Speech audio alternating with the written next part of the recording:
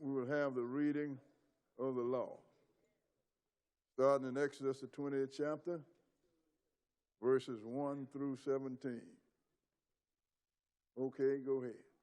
And God spake all these words, saying, I am the Lord thy God, which have brought thee out of the land of Egypt, out of the house of bondage. Thou shalt have no other gods before me. Thou shalt not make unto thee any graven image, or any likeness of anything that is in heaven above, or that is in the earth beneath, or that is in the water under the earth. Thou shalt not bow down thyself to them, nor serve them. For I, the Lord thy God, am a jealous God, visiting the iniquity of the fathers upon the children unto the third and fourth generation of them that hate me, and showing mercy unto thousands of them that love me and keep my commandments. Thou shalt not take the name of the Lord thy God in vain, for the Lord will not hold him guiltless that taketh his name in vain. Remember the Sabbath day to keep it holy. 6 days shalt thou labor and do all thy work. But the seventh day is the Sabbath of the Lord thy God. In it thou shalt not do any work, thou, nor thy son, nor thy daughter, thy manservant, nor thy maidservant, nor thy cattle, nor thy stranger that is within thy gates. For in 6 days the Lord made heaven and earth, the sea, and all that in them is, and rested the seventh day. Wherefore the Lord blessed the Sabbath day and hallowed it. Honor thy father and thy mother, that thy days may be long upon the land which the Lord thy God giveth thee. Thou shalt not kill. Thou shalt not commit adultery. Thou shalt not steal. Thou shalt not bear false witness against thy neighbor. Thou shalt not covet thy neighbor's house.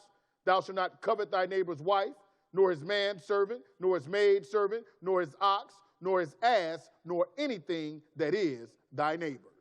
And let's go into Ecclesiastes, the 12th chapter. We're going to read verses 13 and 14. Go ahead. Let us hear the conclusion of the whole matter. Fear God and keep his commandments, for this is the whole duty of man. For God shall bring every work into judgment with every secret thing, whether it be good or whether it be evil. And let's go into Revelation chapter 22. Read verses 14 and 15. Go ahead. Blessed are they that do his commandments, that they may have right to the tree of life, and may enter in through the gates into the city. For without are dogs, and sorcerers, and whoremongers, and murderers, and idolaters, and whosoever loveth and maketh a lie. Well, we want to thank God for the reading of the law. And as always, I'm glad to stand before you on the Lord's Sabbath day.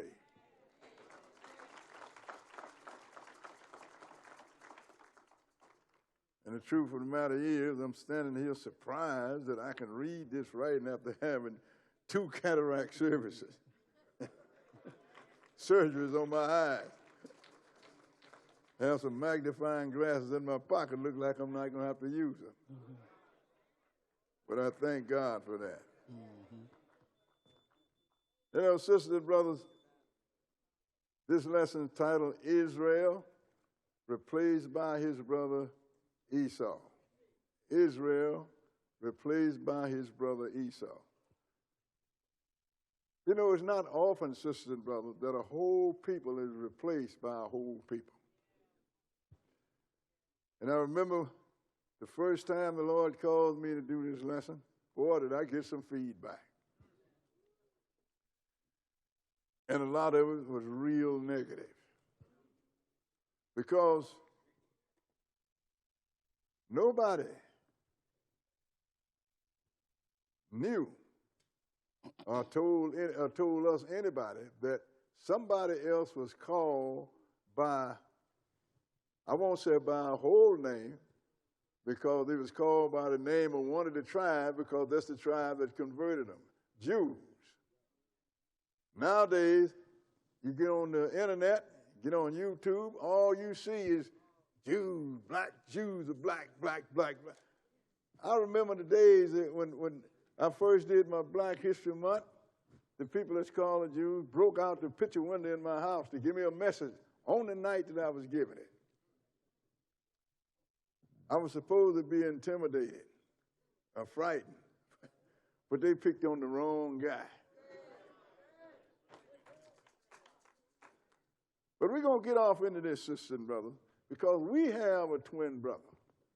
His name is Esau. But nobody ever talks about Esau, because Esau is called by one of your names, and he has replaced the whole nation. We're going to start this in the 25th chapter of Genesis. Genesis chapter 25.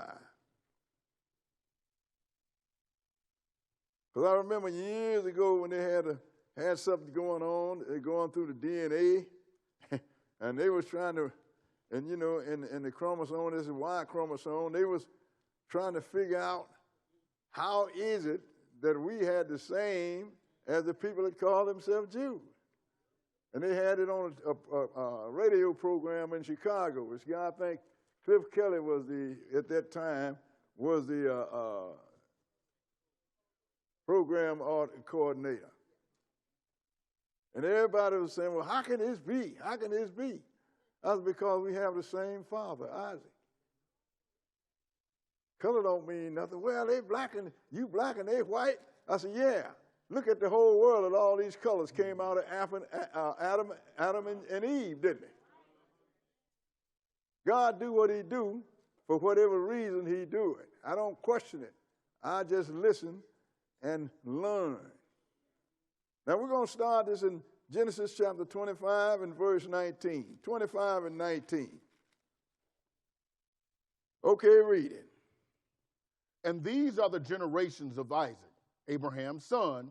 Abraham begot Isaac. And Isaac was 40 years old when he took Rebekah to wife, the daughter of Bethuel the Syrian, of Padanaram, the sister to Laban the Syrian. Go ahead. And Isaac entreated the Lord for his wife because she was barren. And the Lord was entreated of him, and Rebekah, his wife, conceived. Go ahead. And the children struggled together within her. And she said, if it be so, why am I thus? So now already before they was born, they couldn't get along. They were struggling in the womb, and Rebekah wanted to know, how is this happening? Go ahead and read. And she went to inquire of the Lord. And the Lord said unto her, 2 nations are in thy womb, and 2 manner of people shall be separated from thy bowels. See, the Lord is the one that pointed out 2 nations are in your womb, and 2 different manner of people. You know, if there's no way you would know that we was related except for through the scripture. That's right. 2 different people. Go ahead and read. And the one people shall be stronger than the other people, and the elder shall serve the younger. So the stronger is going to be the younger, and the elder is going to serve the younger. And we are the younger, sisters and brothers. But go ahead, what verse? Verse 24. Go ahead. And when her days to be delivered were fulfilled, behold, there were twins in her womb. And the first came out red all over like an hairy garment. And they called his name Esau.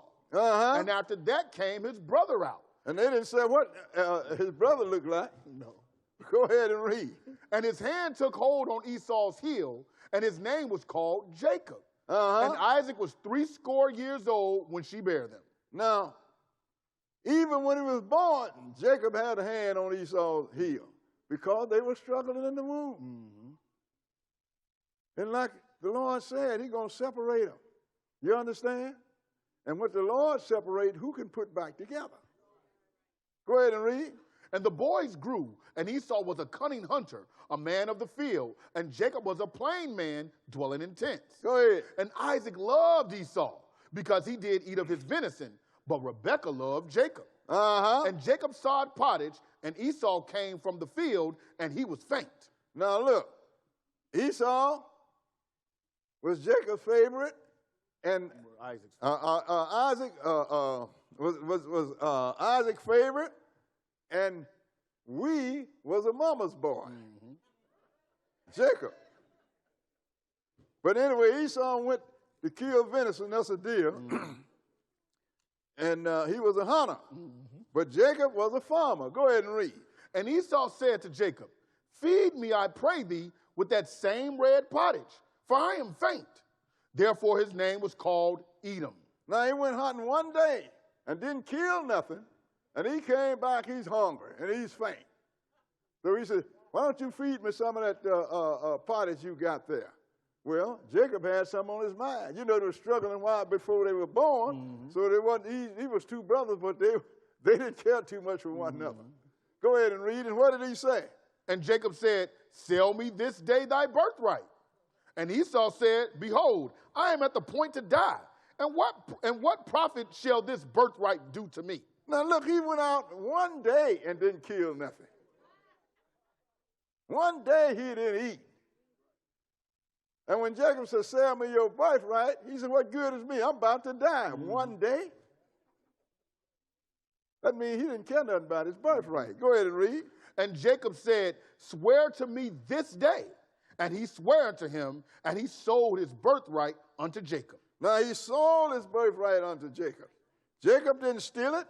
He sold it. Go ahead and read. Then Jacob gave Esau bread and pottage of lentils, and he did eat and drink, and rose up and went his way. Thus Esau despised his birthright. So he despised his birthright. Didn't mean nothing to him. He sold it. See, the oldest child, the oldest son is the one that gets the birthright. He is the one that received the blessing when the daddy get ready to leave. So Jacob stole nothing. Jacob purchased the birthright. So now when it's time to blessing to be passed out, in other words, pass on the birthright, let's see what happened. Let's go into Genesis, the 27th chapter. Genesis chapter 27. See, because you get people running around talking about Jacob stole something, Jacob stole something. He bought it. Plus again, too, the Lord already had told their mother that Jacob was going to be the strongest and Esau going to serve him. So how you going to get away from the word? The Lord just made it legal there. So it wouldn't be legal and wouldn't be true when somebody said Jacob stole something. Genesis 27 and verse 1. 27 and 1. Okay, go ahead. And it came to pass that when Isaac was old and his eyes were dim, so that he could not see, he called Esau his eldest son and said unto him, my son. And he said unto him, behold, here am I. Go ahead. And he said, behold now, I am old. I know not the day of my death. Go ahead. Now therefore take, I pray thee, thy weapons, thy quiver and thy bow, and go out to the field and take me some venison. Go ahead. And make me savory meat such as I love, and bring it to me that I may eat, that my soul may bless thee before I die. Now Esau was supposed to say, no, Father, it's not me. I sold my birthright. This belonged to Jacob. But no, he didn't do that. Let's see what happened. Go ahead and read. And Rebekah heard when Isaac spake to Esau his son. And Esau went to the field to hunt for venison and to bring it. Go ahead. And Rebekah spake unto Jacob her son, saying, behold, I heard thy father speak unto Esau thy brother, saying, bring me venison and make me savory meat, that I may eat and bless thee before the Lord before my death. She know what the Lord had told her. That's right. So she was taking care of the Lord's business. I want you to go and get me a young bull now, and I'm going to dress him so you can, I know what your daddy like. I'm going to make him some food that he like. And he going to bless you. Go ahead and read. Skip to verse 9. Verse 8? Skip down to verse 8 and 9, and let's see what happened. Go ahead and read. Go now to the flock and fetch me from thence 2 good kids of the goats, and I will make them savory meat for thy father, such as he loveth. Go ahead. And thou shalt bring it to thy father, that he may eat, and that he may bless thee before his death. Because she know that was the way it's supposed to be, sisters and brothers. Go ahead and read. Skip to skip now to verse 14. Verse 14 and go ahead. And he went and fetched and brought them to his mother. And his mother made savory meat, such as his father loved. Go ahead. And Rebekah took goodly raiment of her eldest son Esau, which were with her in the house, and put them upon Jacob, her youngest son. Now she know that Isaac was going to try to check and find out, because even though you might be coming in the name of somebody else, you cannot disguise your voice from a blind man, because that's all he hears. His vision is gone, so now his hearing become more sharper. So she know I got to do something. I got to fix it so when he run this little test on you, Jacob, he gonna say it's Esau. What verse are we? We have verse 16. Go ahead. And she put the skins of the kids of the goats upon his hands. Because he was red and hairy. He was hairy, so she put goat skin on his arm. You understand? Goat's hair on his arm. Go ahead and read. And upon the smooth of his neck. And she gave the savory meat and the bread which she had prepared into the hand of her son Jacob. Go ahead. And he came unto his father and said, My father. And he said, Here am I. Go ahead. Who art thou, my son?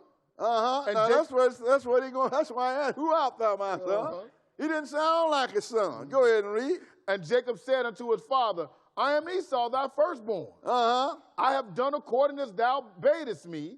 Arise, I pray thee, sit and eat of my venison, that thy soul may bless me. Now, that's some pretty good evidence, because he knows Jacob wasn't around when he told Esau that. So whatever doubt that he had, it would start to erode a little bit. Go ahead and read. And Isaac said unto his son, How is it that thou hast found it so quickly, my son? And he said, Because the Lord thy God brought it to me. Go ahead. And Isaac said unto Jacob, Come near, I pray thee, that I may feel thee, my son, whether thou be my very son Esau or not. See now, because he know this is Isaac's voice. First thing, how'd you kill it so quick? The Lord delivered. But come, let me feel you. And make sure that you my very son Esau. Because he's listening to that voice. Go ahead and read. And Jacob went near unto Isaac his father, and he felt him, and said, The voice is Jacob's voice, but the hands are the hands of Esau. See, and that's what made him so suspicious. And his mother knew that was going to happen. That's why he gave him Esau's clothes, so it could smell like it. Go ahead and read. And he discerned him not, because his hands were hairy, as his brother Esau's hands. So he blessed him. So he blessed him. Later on, he smelt him and everything else, but we're not going to get off into all of that. Skip down to verse 30. Verse 30, and go ahead. And it came to pass, as soon as Isaac had made an end of blessing Jacob, and Jacob was yet scarce gone out from the presence of Isaac his father, that Esau his brother came in from his hunting. Go ahead. And he also had made savory meat, and brought it unto his father, and said unto his father, Let my father arise and eat of his son's venison, that thy soul may bless me. And what did Isaac say? Go ahead. And Isaac his father said unto him, Who art thou? Who are you? Go ahead. And he said, I am thy son, thy firstborn Esau. And Isaac trembled very exceedingly and said, Who? Where is he that hath taken venison and brought it me, and I have eaten of all before thou camest, and have blessed him? Yeah, and he shall be blessed. Because you can't reverse the blessing. It's all that simple. And from that day, Esau was upset. Skip down to verse 41, rather. Verse 41. And Esau hated Jacob. And wait till I say until go ahead.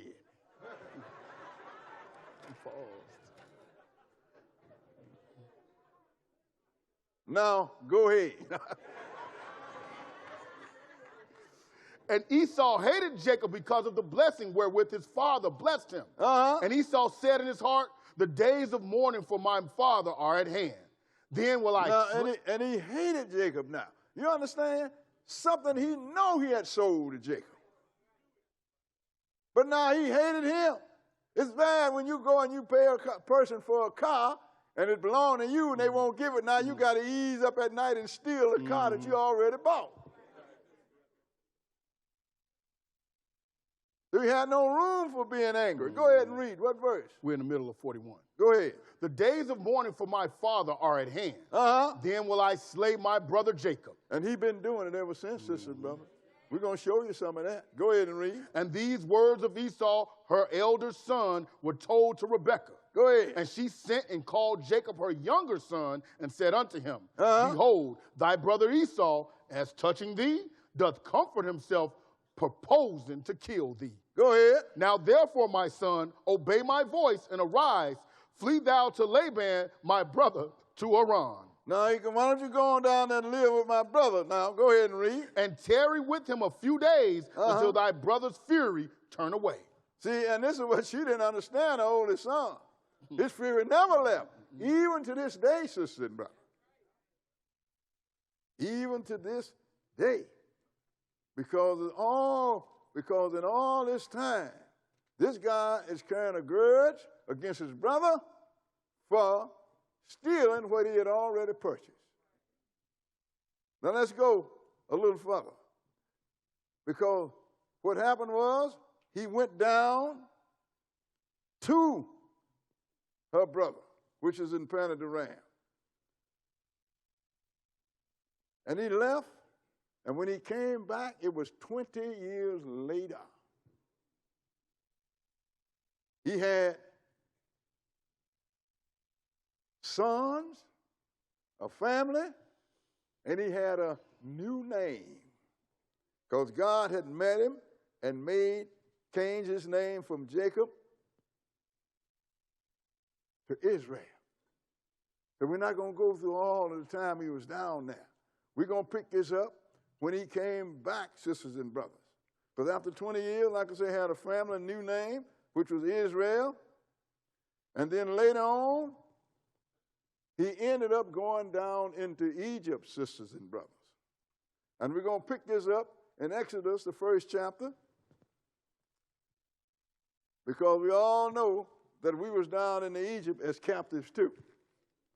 So we went out into Egypt because of a famine, because they had sent Joseph his son, and he was running Egypt.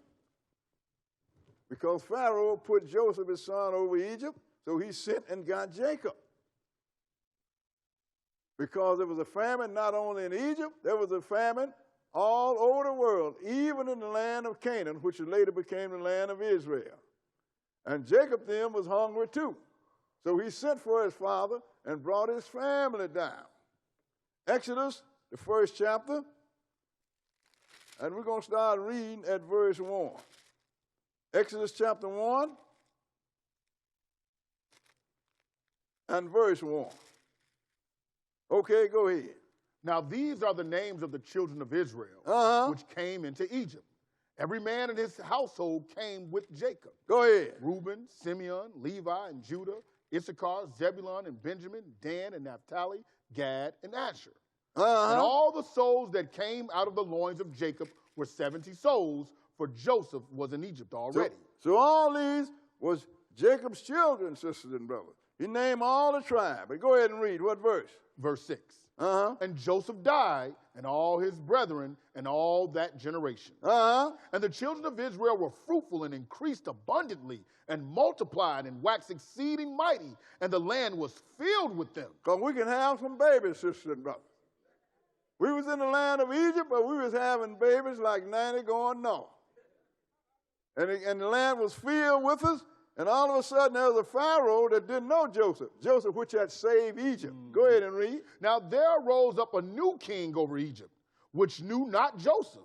And he said unto his people, behold, the people of the children of Israel are more and mightier than we. Go ahead. Come on, let us deal wisely with them, lest they multiply, and it come to pass that when there falleth out any war, they join also unto our enemies and fight against us, and so get them up out of the land. So now, Israel had not been put in chattel slavery, but apparently they was real cheap labor. Because the Egyptians didn't want them to get up out of the land. So now, we got to do something with these people. Lest we fall out, a wall fall out, and they join with our enemies, and then they break away from us and leave. Go ahead and read. Therefore they did set over them taskmasters to afflict them with their burden. Go ahead. And they built for Pharaoh treasure cities, Pithom and Ramesses. Now, so what it did, they put a taskmaster over. In other words, they brought in chattel slavery. Start working Israel for nothing. That's when these are our first slavers, sisters and brothers, that look just like us. First slavers. And by the time we get on to the Gentile, or what we call white man, Ham had whipped us in so many ways, we didn't have no place to put another knot on. So this is your first slavery. People look just like you, and you got brothers running around talking about Egyptologists. Ignorance is costly. What verse? Verse 12. Go ahead. But the more they afflicted them, the more they multiplied and grew. They didn't know you can't afflict Israel and take everything away from him. Then all of a sudden, he's looking at his wife. And all of a sudden, they start having more babies. Go ahead and read. And they were grieved because of the children of Israel. Uh-huh. And the Egyptians made the children of Israel to serve with rigor. Uh-huh. Just 13. And they served with rigor. That means they really made them miserable. Nothing but hard work all the time, sisters and brothers. And Israel was down in Egypt for 430 years. Then the Lord sprung them. Now, this is the big argument I've even had people leave here because the book said Egypt, they were down in Egypt and they was evil treated for 400 years. They was down in Egypt for 430 years, but they weren't evil treated. They was evil started later.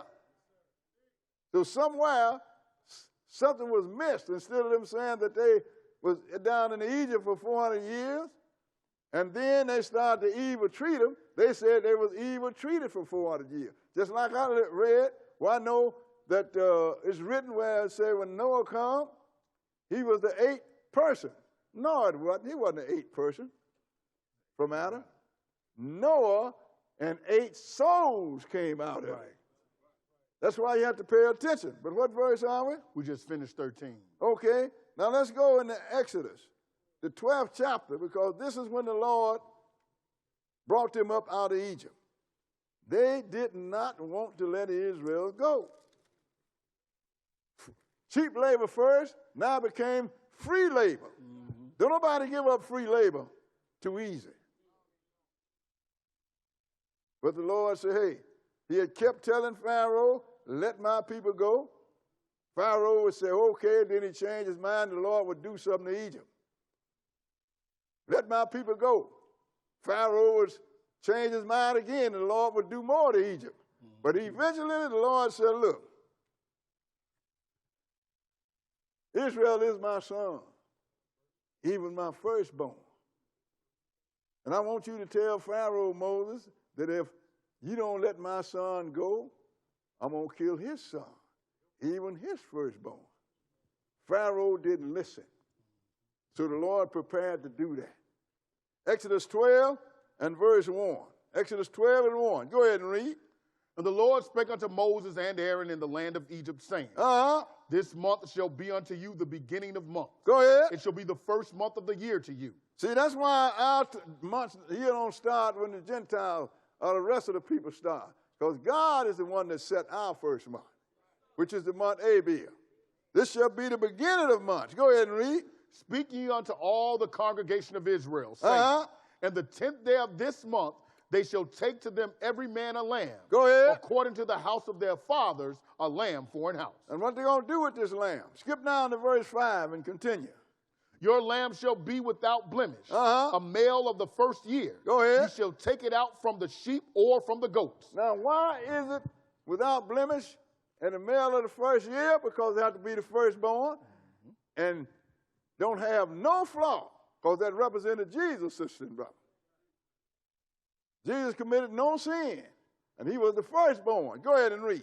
And you shall keep it up until the 14th day of the same month. And the whole assembly of the congregation of Israel shall kill it in the evening. You couldn't kill it any time. You had to wait until the sun went down, and the 14th day of the month Abib started. Then you kill the lamb. Go ahead and read. And they shall take of the blood and strike it on the 2 side posts and on the upper door posts of the houses wherein they shall eat it. Now you get the blood, and you're going to put it over your doorposts in your house, because this blood means something. Skip down to verse 12 and see why we did this. Verse 12, go ahead. For I will pass through the land of Egypt this night. Go ahead. And will smite all the firstborn in the land of Egypt. Because Moses told Pharaoh, if you don't let my people go, I'm going to kill your firstborn. Right. So he passed through and killed the firstborn in Egypt. Go ahead. Both man and beast. Go ahead. And against all the gods of Egypt, I will execute judgment. I am the Lord. He said, and he came through and he killed them all. Go ahead and read. And the blood shall be to you for a token upon the houses where ye are. Go ahead. And when I see the blood, I will pass over you, and the plague shall not be upon you to destroy you when I smite the land of Egypt. That's why it's important, sisters and brothers, to have faith. Mm-hmm. Faith is merely belief. Now, that's all it means. People have made faith too many things. Mm-hmm. Faith is merely belief. So when the Lord saw the blood over the doorpost, he knew that these people believed him.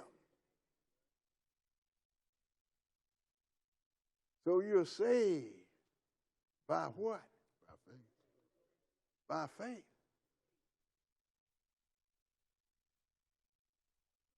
If you didn't believe, you didn't do it. So they went there and they put the blood over the doorpost of every house. So what verse was it? We just finished 13. So the Lord came through. He looked for the blood. He didn't look for the Israelite. He didn't look for the Egyptian. He didn't get for the good or the evil. He looked for the blood. So let's skip down to verse 29. Verse 29. And go ahead.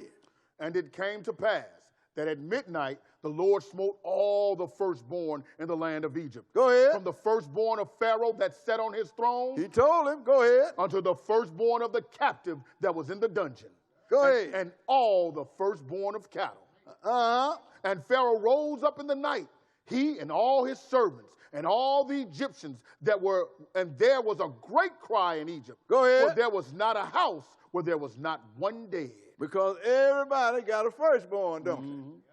So there was not a house that there was not one dead. Go ahead. And he called for Moses and Aaron by night and said, rise up and get you forth from among my people, both ye and the children of Israel. Go ahead. And go, serve the Lord as ye have said. Also take your flocks and your herds as ye have said. See, I told Moses him, you can't take your flocks in the herd. Look, take your flocks and your herd with you now. As you just said, go ahead and read. And be gone, and bless me also. He got Pharaoh's attention, didn't he? Because he saw that Moses' word and the God that Moses worked for had the power. He said, bless me also. Go ahead and read. And the Egyptians were urging upon the people that they might send them out of the land in haste. So they said, we be all dead men. So they figured, we let these Israelites stay here, God going to kill us all. So whether Pharaoh wanted or not, the Egyptian wanted Israel to be gone. Skip down to verse 37 and go ahead.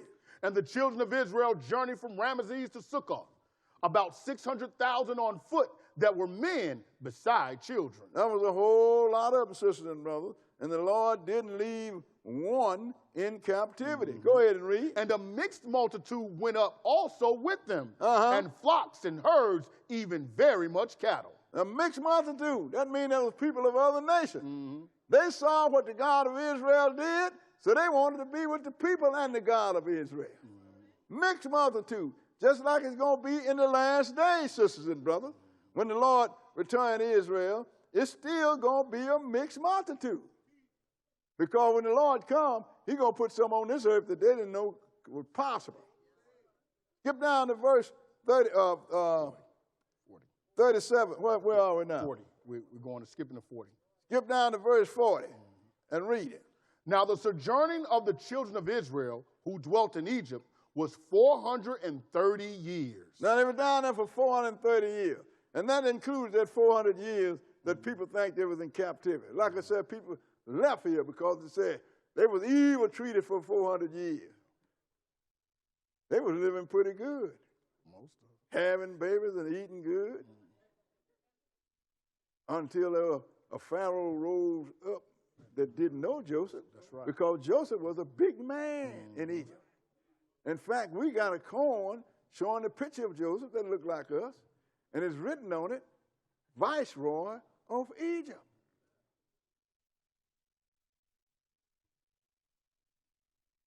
And the only time that we could be, as a whole people, evil treated for 400 years is in Egypt. Because Israel is scattered all over the world. And the Lord was talking about the nation as a whole.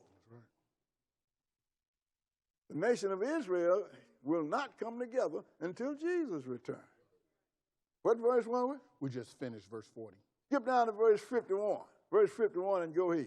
And it came to pass the selfsame day that the Lord did bring the children of Israel out of the land of Egypt by their armies. So the Lord delivered us, split the sea before us, brought us out, all of us, didn't leave a man. And this is the thing. When you get some understanding in this Bible, when Jesus returned, he's going to take Israel through the wilderness. We're not going directly to the land. He's going to bring us under the bond of the covenant. How do you come into the bond of the covenant, brother boy? By being baptized in Jesus' name. What's going to happen to our Hebrew brothers that's always talking about Yahudah and Yahweh, partner? Well, they ain't going to do it. Boom, you dead. Go back and read our history. Everybody that didn't deal with God's commandments or obey his voice died in the wilderness. It's going to be the same way, sisters and brothers. Now, once we get back to the wilderness, once the Lord, rather, brought Israel out of Egypt into the wilderness, then the Lord laid down the rules. Now, I brought you out of Egypt, but you're going to keep my commandments. If you don't keep my commandments, you're going to be cursed. If you do, you're going to be blessed. He told us up front what he was going to do. Let's go into Deuteronomy, the 28th chapter. See, that's why I can't understand why my Hebrew brothers are mad at the Gentiles. Why are you mad at these people? They only doing what your God said we're going to do. So if your God says slap him down, everybody's going to be pulling one another way trying to get to slap you down.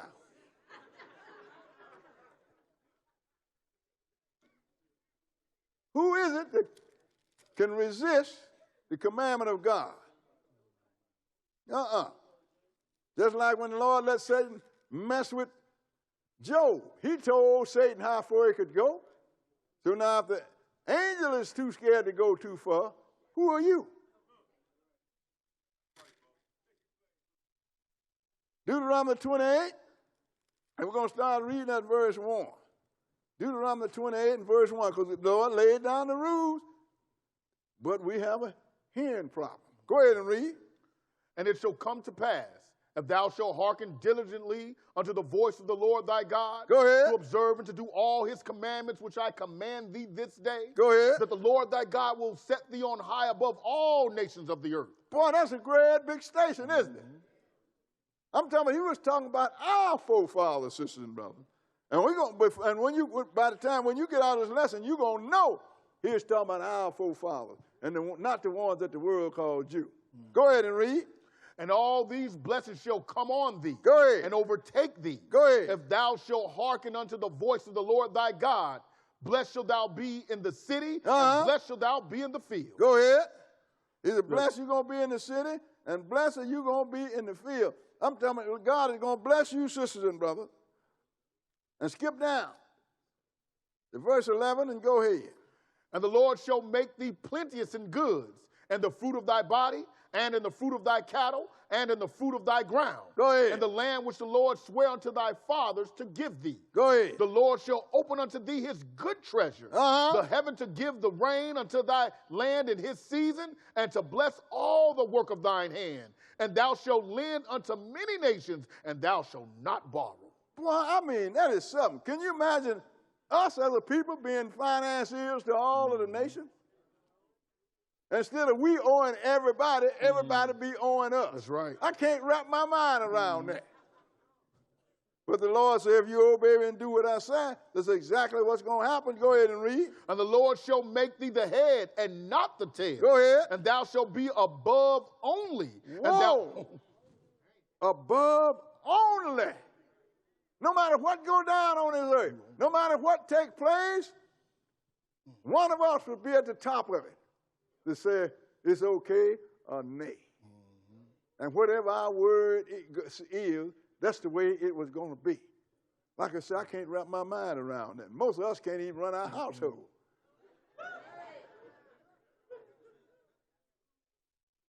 But you were going to be above all the nations. Finish that. And thou shalt not be beneath. If that thou hearken unto the commandments of the Lord thy God, which I command thee this day to observe and to do them. He said, if you keep my commandments and observe and do them, you're going to be the top people on the planet. Skip down to verse 15 and go ahead. But it shall come to pass, if thou wilt not hearken unto the voice of the Lord thy God. This is the other shoe now. He didn't show you the carrot, now he's going to show you the stick. If thou shalt not hearken unto the voice of the Lord thy God, go ahead. To observe, to do all his commandments and his statutes, which I command thee this day. Go ahead. That all these curses shall come upon thee and overtake thee. Lord says just the one that bring the blessing, he can bring the curse too. They're going to come upon you and they're going to overtake you. Go ahead and read. Cursed shall thou be in the city, and cursed shall thou be in the field. He just reversed it. That's right. Just like you would have been blessed everywhere, now you're going to be cursed wherever you find yourself. Skip down to verse 50. What's that? 25. Maybe I have to put these glasses. I'm trying to keep from putting my glasses on now. 25. What verse are we? 25. What? 25. Let's skip down. The verse 45. 25. 25, and go ahead. The Lord shall cause thee to be smitten before thine enemies. Excuse me.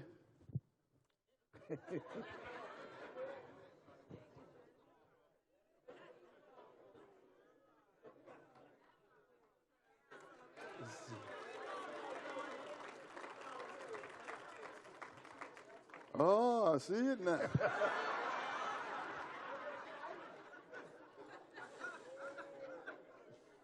That's the kind of blow to a guy just had 2 surgeries, cataract service. But anyway, I ain't going to let pride kill this lesson. Verse 25, go ahead. The Lord shall cause thee to be smitten before thine enemies. Thou shalt go out one way against them and flee 7 ways before them, and shalt be removed into all the kingdoms of the earth. Now, the Lord letting you know, you're going to lose and you're going to be removed into all the kingdom of the earth. Not migrated, sisters and brothers. You're going to be taken there against your will. That's right. Skip down to verse 32 and read it.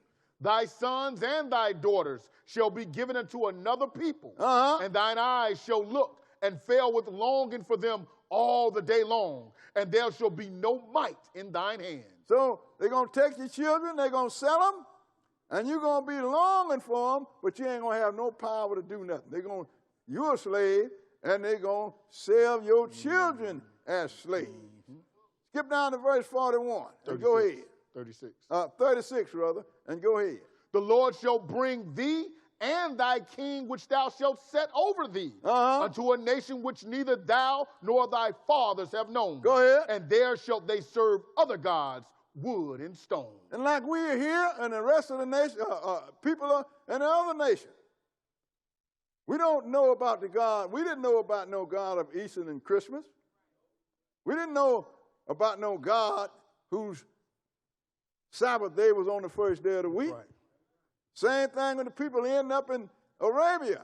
They have been converted to Islam. We didn't know about none of these gods. But we're going to serve them, and they all started as pagan gods of woods and stones. What verse was that? We had 37.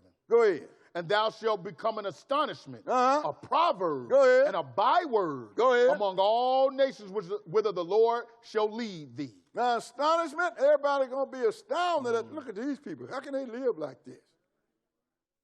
And you're going to be a proverb and a byword. That's all them little pet names they put on us. Okay? I can hear the giant had to go to use the washroom. He said, hey, man, I got to go and use the John. I said, do you know what you saying? I got to use the John. I said, you know what that means? That the slave said he's going to go and defecate on John. Huh? I said, that's why you shouldn't say stuff that you don't understand. That's one of them pet names they put on us. What was that, verse 37? Yes. Skip down to verse 41 and continue. Go ahead. Thou shalt beget sons and daughters, but thou shalt not enjoy them. Go ahead. For they shall go into captivity. And all this we know has happened, don't we? Go ahead and read. All thy trees and fruit of thy land shall the locust consume. Go ahead. The stranger that is within thee shall get up above thee very high, and thou shalt come down very low. He didn't name one stranger. He said the stranger. That means that everybody, everything you got it by way of a stranger. You didn't build your house. If you did, you had to go to the stranger and borrow the money to do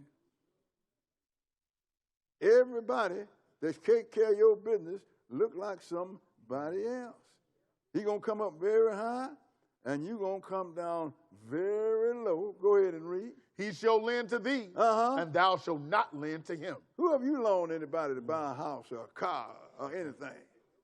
No, nobody. Go ahead and read. He shall be the head, and thou shalt be the tail. Moreover, all these curses shall come upon thee, and shall pursue thee, and overtake thee, till thou be destroyed. Because thou hearkenest not unto the voice of the Lord thy God, to keep his commandments and his statutes which he commanded thee. Now, all these going to come upon you. And he has destroyed us as a people, but we still living. I'm telling you, we ain't got no reputation. We don't have no history. We don't have nothing that we know about. And look what he said they're going to be to you. Go ahead and read. And they shall be upon thee for a sign and for a wonder, and upon thy seed forever. Now, you know what a sign and a wonder is? Sign identified. That's why people, brother, how do you know that the African Americans, I hate that word African American, are the Hebrew Israelites? Because what happened to us? And I started reading them. This happened. Have this happened to anybody else? Have this happened to anybody else? Who is the only people that was brought here as slaves? We are. We're sold as male and female. Nobody else. And I can go on and on and on and on, sisters and brothers, but this is not that lesson.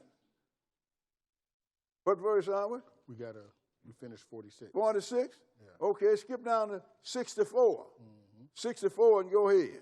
And the Lord shall scatter thee among all people. Go ahead. From the one end of the earth even unto the other. And there thou shalt serve other gods, which neither thou nor thy fathers have known. Go ahead. Even wood and stone. Look, we're everywhere. You can't find a nation that we're not there. And you're going to serve, and whatever God they serve, that's the one that you are going to serve, sisters and brothers. Skip down to verse 66. Verse 66 and read it. And thy life shall hang in doubt before thee. Go ahead. And thou shalt fear day and night, and shall have none assurance of thy life. And you're going to be the most likely to get killed wherever you are. Nobody care about killing you. And your life going to hang in the balance. And you're going to be running when ain't nobody chasing you. That's right. Skip down to verse 6 to 8. And what else is going to happen? Go ahead and read. And the Lord shall bring thee into Egypt again with ships. By the way whereof I spake unto thee, thou shalt see it no more again. See, you're not talking about the nation of Egypt. Egypt was our first slaver. Egypt is a house of bondage. He already told us he was going to take us all over the world. Didn't he say that? So with us, he's going to bring us into Egypt. This is talking about slavery again by ships. And what's going to happen? Go ahead and read. And there you shall be sold unto your enemies for bondmen and bondwomen, and no man shall buy you. You're going to be sold as female and male slaves, and ain't nobody going to buy you out of this slavery. Who in this entire hemisphere had this happen to them? Nobody, only us. Nobody but us, sisters and brothers. Nobody but us. That's why they want to hem you up as a New Testament Christian. Keep you out of the Old Testament and you wouldn't run into yourself. So now let's see whether we come under the blessing or the curse. Let's go to Daniel, the 9th chapter. We already know, don't we? But I got to read it to you anyway. Daniel chapter 9. People don't know, sisters and brothers, when you really check prophecy against history, you can see the hand of the Lord working. And you can tell what time you're in. That's why I tell all the people. I say all the time, we're in the last days, and so close, I actually believe I'm going to see the coming of the Lord if I don't die prematurely from some stupid act, even at my age. Because we are right here, sisters and brothers. We're looking at the European Union, them 10 toes or 10 horns, and the Lord said, in the days of these kings shall the God of heaven set up a kingdom. We're looking at them. That means we're in the days of them. Daniel 9, and we're going to start reading at verse 11. 9 and 11. Okay, go ahead. Yeah, all Israel have transgressed thy law. How many? All Israel. Go ahead. Even by departing, that they might not obey thy voice. Therefore the curse is poured upon us, and the oath that is written in the law of Moses, the servant of God, because we have sinned against him. So now we see that the curse is poured upon us. Go ahead and read. And he hath confirmed his words, which he spake against us. Now, didn't we come over here by ship? One we sold as male and female slave? That's confirmation, ain't it? That's right. Go ahead and read. And against our judges that judged us, by bringing upon us a great evil. For under the whole heaven have not been done as hath been done upon Jerusalem. You don't have to look under the whole heaven. All you got to do is look in this hemisphere. Ain't nobody been done the way we have been done. Right. Nobody been mistreated. The way we have. Nobody been slaved the way we have. Nobody have been killed and slaughtered like animals the way we have. And don't nobody care. The curse is poured upon us, sisters and brothers. The curse is poured upon us. That's why you hear people used to say, I don't know if they're still saying, well, you know, the Lord done cast the Jews away. That started in Paul's day. The Lord did not throw his people away. And I'm going to show you this. Let's go into Romans the 11th chapter. Romans chapter 11. That's going to be the big surprise on the whole world. Well, you know, Brother Boy, it ain't important. If it wasn't important, it wouldn't be written in this book.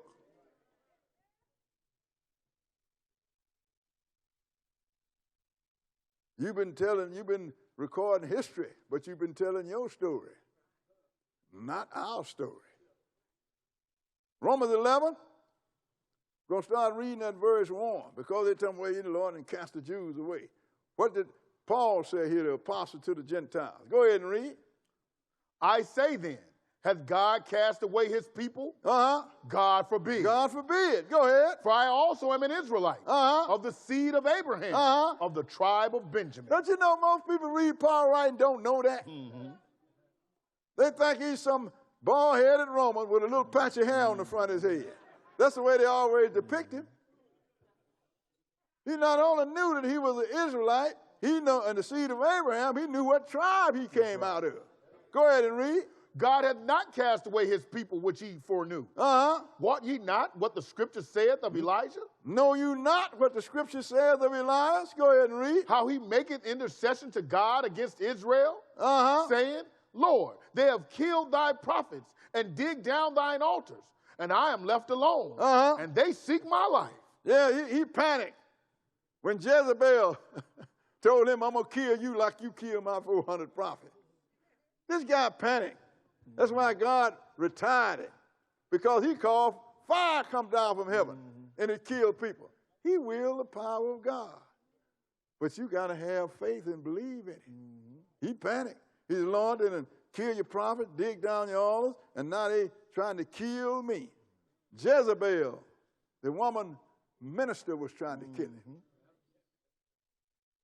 Not a streetwalker. Right. Verse 4, go ahead. But what saith the answer of God unto him? I have reserved to myself 7,000 men who have not bowed the knee to the image of Baal. Told Elijah, man, you ain't the only one. I got 7,000 and ain't never bowed the knee. Go ahead and read. Even so then at this present time, also there's a remnant according to the election of grace. And even to this present time, sisters and brothers, there's somebody that know what God is doing because he revealed it to them. And look at all of you guys out here. You reading this. Well, a lot of people don't even bother to go into this. Skip down to verse 7 and go ahead. What then? Israel hath not obtained that which he seeketh for? Go ahead. But the election hath obtained it, and the rest were blinded. The elect. So you are among the election because you know what's going on. And think about the world that's blind, sisters and brothers. And we're going to get to show you that overall Israel is going to be blinded until the time that the Gentile is fulfilled. So there was an election according to faith. But Paul wanted to let them know something. Don't think everybody's blind now. Skip down to verse 25 and read it. For I would not, brethren, that ye should be ignorant of this mystery. Go ahead. Lest ye should be wise in your own conceits. That blindness in part is happened to Israel. Go ahead. Until the fullness of the Gentiles be come in. Now, I don't want y'all to boast yourself, thinking you know some great secret. I want you to know that blindness in part, that means part see. That's right. That's happening to Israel until the time of the Gentiles is over with. Because God gave Noah's 3 sons a time to run, period of time to run this world, and they have messed it up, every one of them, even our fathers. But he said now, he gave it to the Gentile, and we, overall, as a people, are going to be blind until the Gentiles' time that God gave them is over with. That's why we're grabbing everybody's God. That's why we can't, I don't care how much book you read, they will not pay attention. Let's go into Isaiah chapter 42. Isaiah chapter 42. That's why we have to get down in the trenches and teach this people, sisters and brothers. And teach them with the book. Don't get off into paraphrasing and interpretation. The Lord told the whole story in the book. Read it. Isaiah 42, we're going to start reading at verse 18. 42 and 18. Okay, go ahead. Hear ye deaf, and look ye blind, that ye may see.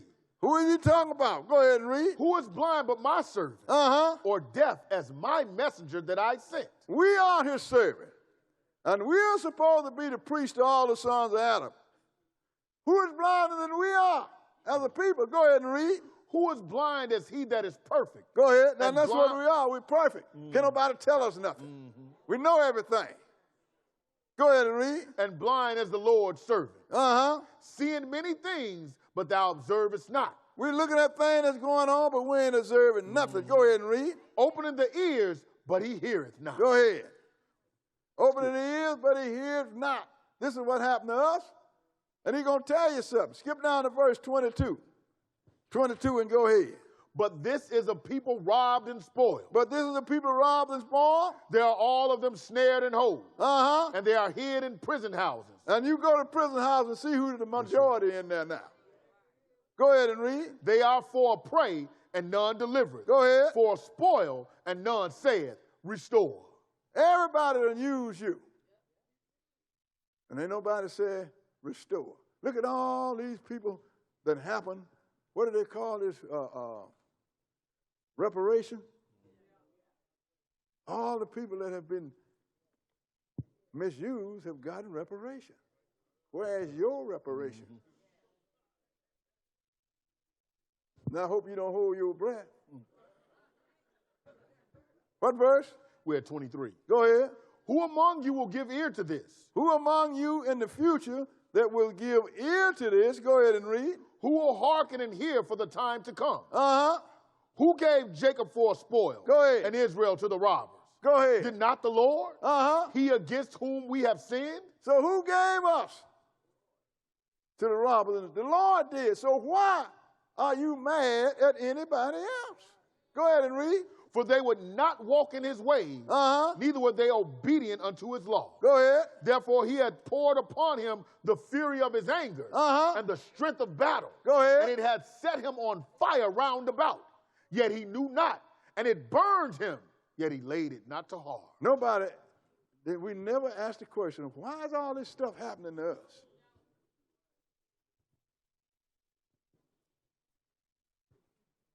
That means we never laid it to heart. The Lord have destroyed this people in so many different ways until a man couldn't come up with these kind of ways to destroy one person. It had to come from a divine mind. He did it, sisters and brothers. And we here in the last days, we don't even know it. Now let's go into Deuteronomy chapter 32. Deuteronomy 32.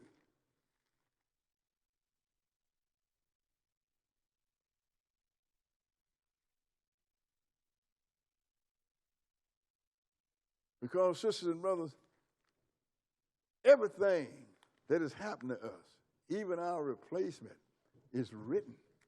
And we're going to find that out today. Deuteronomy 32, and we're going to start reading at verse 8. Deuteronomy chapter 32 and verse 8. Deuteronomy 32 and verse 8. Let's show you how much the Lord loved this people that he chose.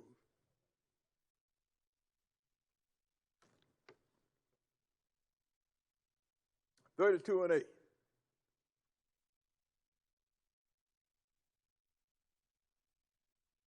Okay, read it.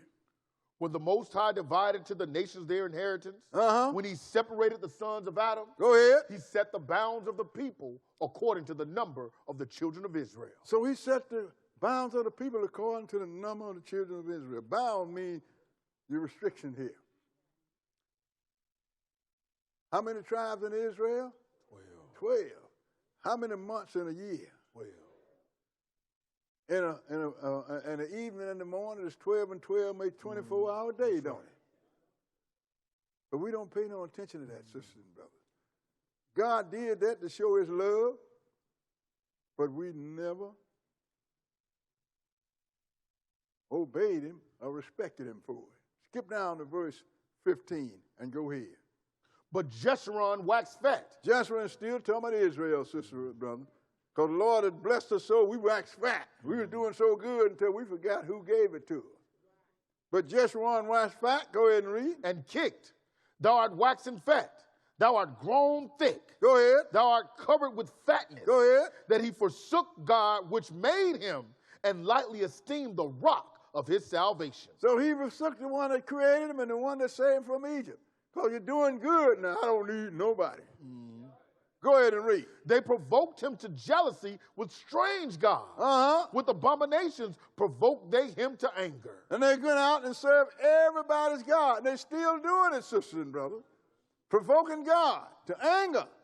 Skip down to verse 20 and read it. And he said, I will hide my face from them. I will see what their end shall be. Go ahead. For they are a very froward generation, children in whom is no faith. So I'm going to hide my face from them.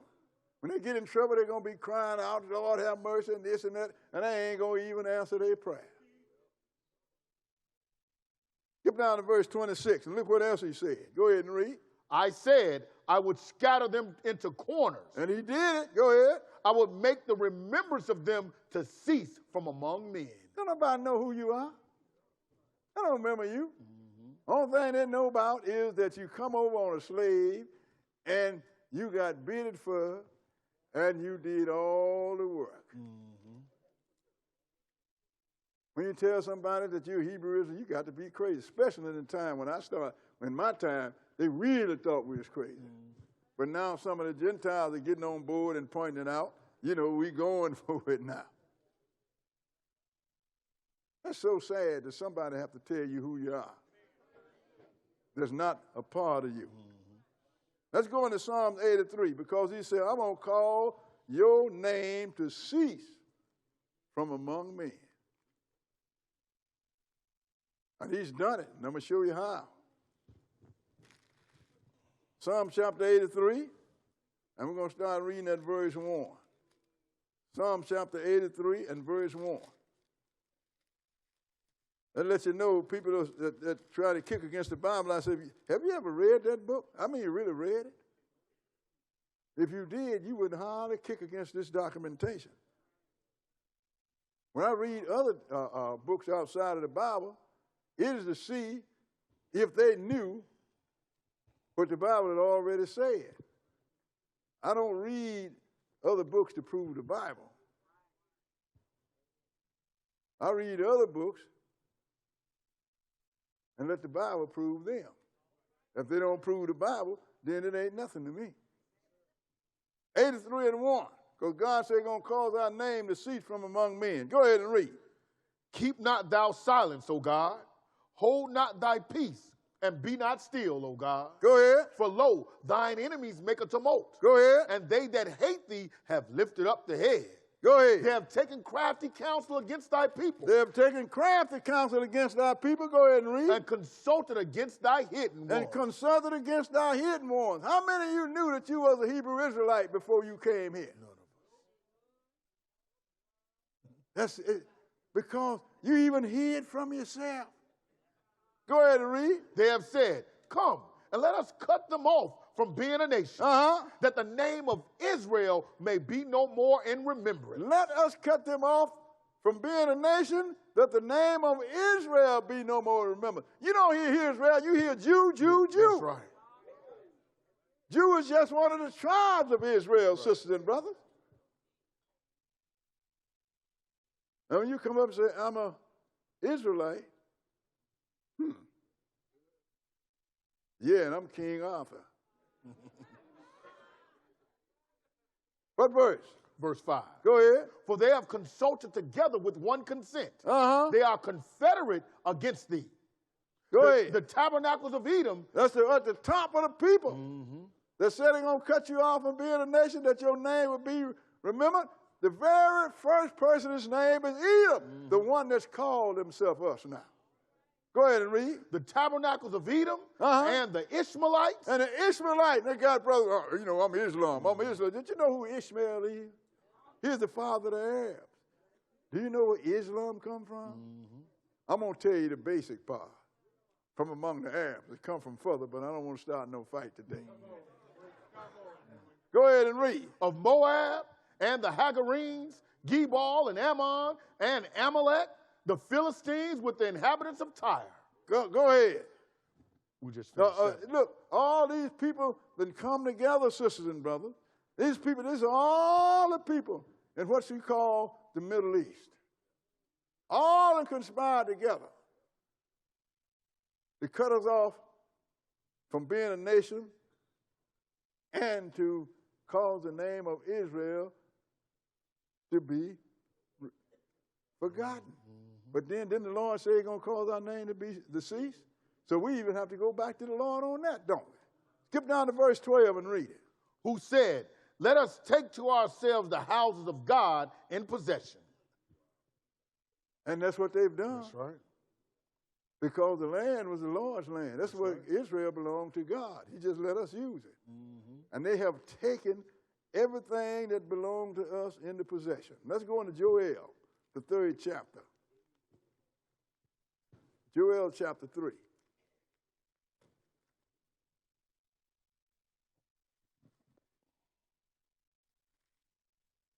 Because don't nobody know you. They don't ever hear your name now. All they hear is Jew, Jew, Jew, Jew, Jew. Nobody talking about Israel. And then the brother comes and says, well, I'm a Hebrew Israelite. They'll associate that with radicalism.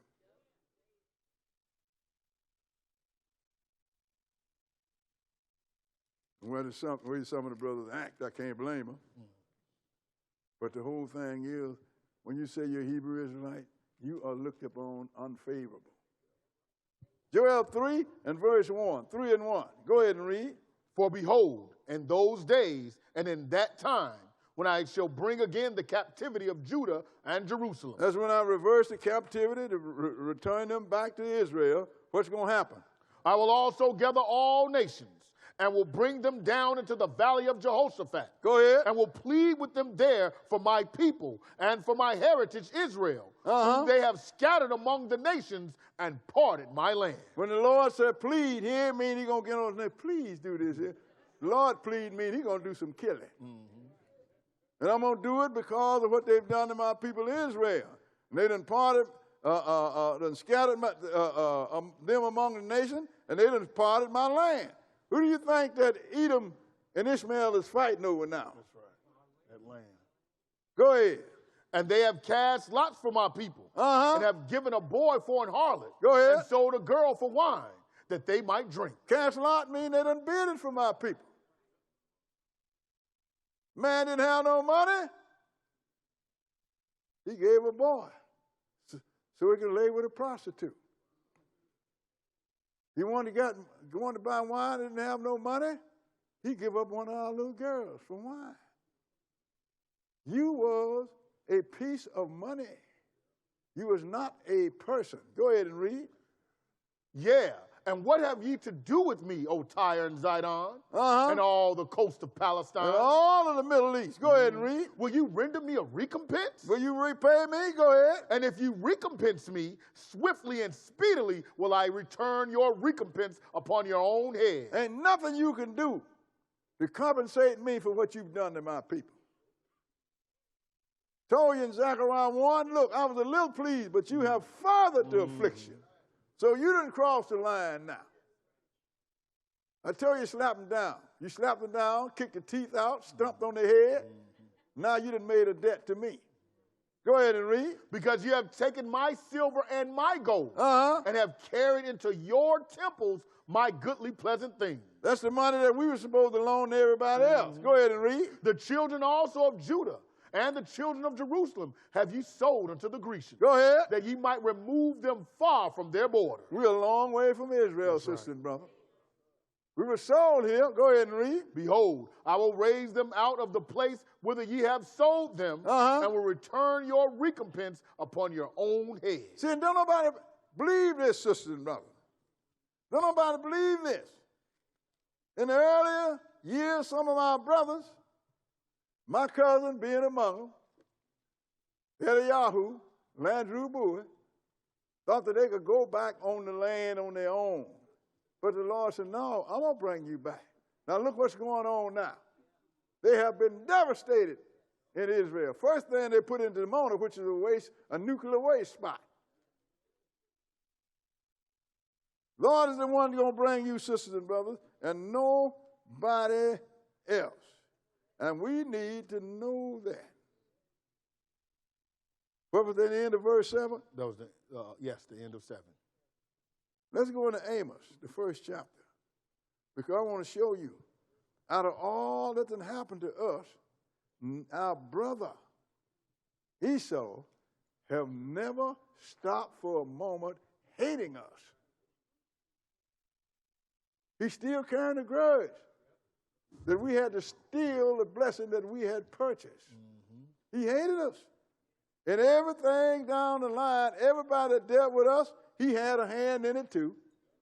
Amos chapter 1 and verse 1. Amos 1 and 1. Okay, read it. The words of Amos, who was among the herdmen of Tekoa, which he saw concerning Israel in the days of Uzziah, king of Judah, and in the days of Jeroboam, the son of Joash, king of Israel, 2 years before the earthquake. Now the Lord showed him all this in that time. Let's see what he saw. Skip down to verse 6 and go ahead.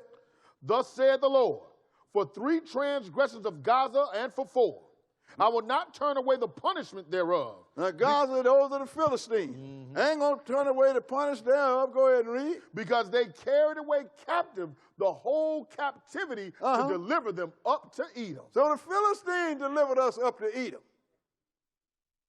Everybody everybody that had conflict with us, they knew who to deliver us to. Our brother that hated us. Skip down to verse 9 and read it. Thus saith the Lord, for 3 transgressions of Tyrus and for 4, I will not turn away the punishment thereof. Go ahead. Because they delivered up the whole captivity to Edom and remembered not the brotherly covenant. Why is it that Edom is always side with our enemies? Give them to me. I know what to do with them. Down through the generations, sisters and brothers. Skip down to verse 11. Verse 11 and go ahead. Thus saith the Lord, for 3 transgressions of Edom and for 4. Go ahead. I will not turn away the punishment thereof. Go ahead. Because he did pursue his brother with the sword. I mean, pursued him. No matter where he went, what nation he was a part of, Edom come in there and did something to him. That's right. Go ahead and read. And did cast off all pity. And his anger did tear perpetually. I mean, perpetually. He never had a break in it. Go ahead and read. And he kept his wrath forever. Forever's a long time, ain't it? A long time. Go ahead and read. But I will send a fire upon Teman which shall devour the places of Bozrah. But the Lord said, I'm going to deal with him. It is just a matter of time. Because of what Edom did, I'm going to show you what the Lord thought about it. Let's go into Malachi, the first chapter. Malachi, the first chapter. All because our forefathers stole what we had already purchased.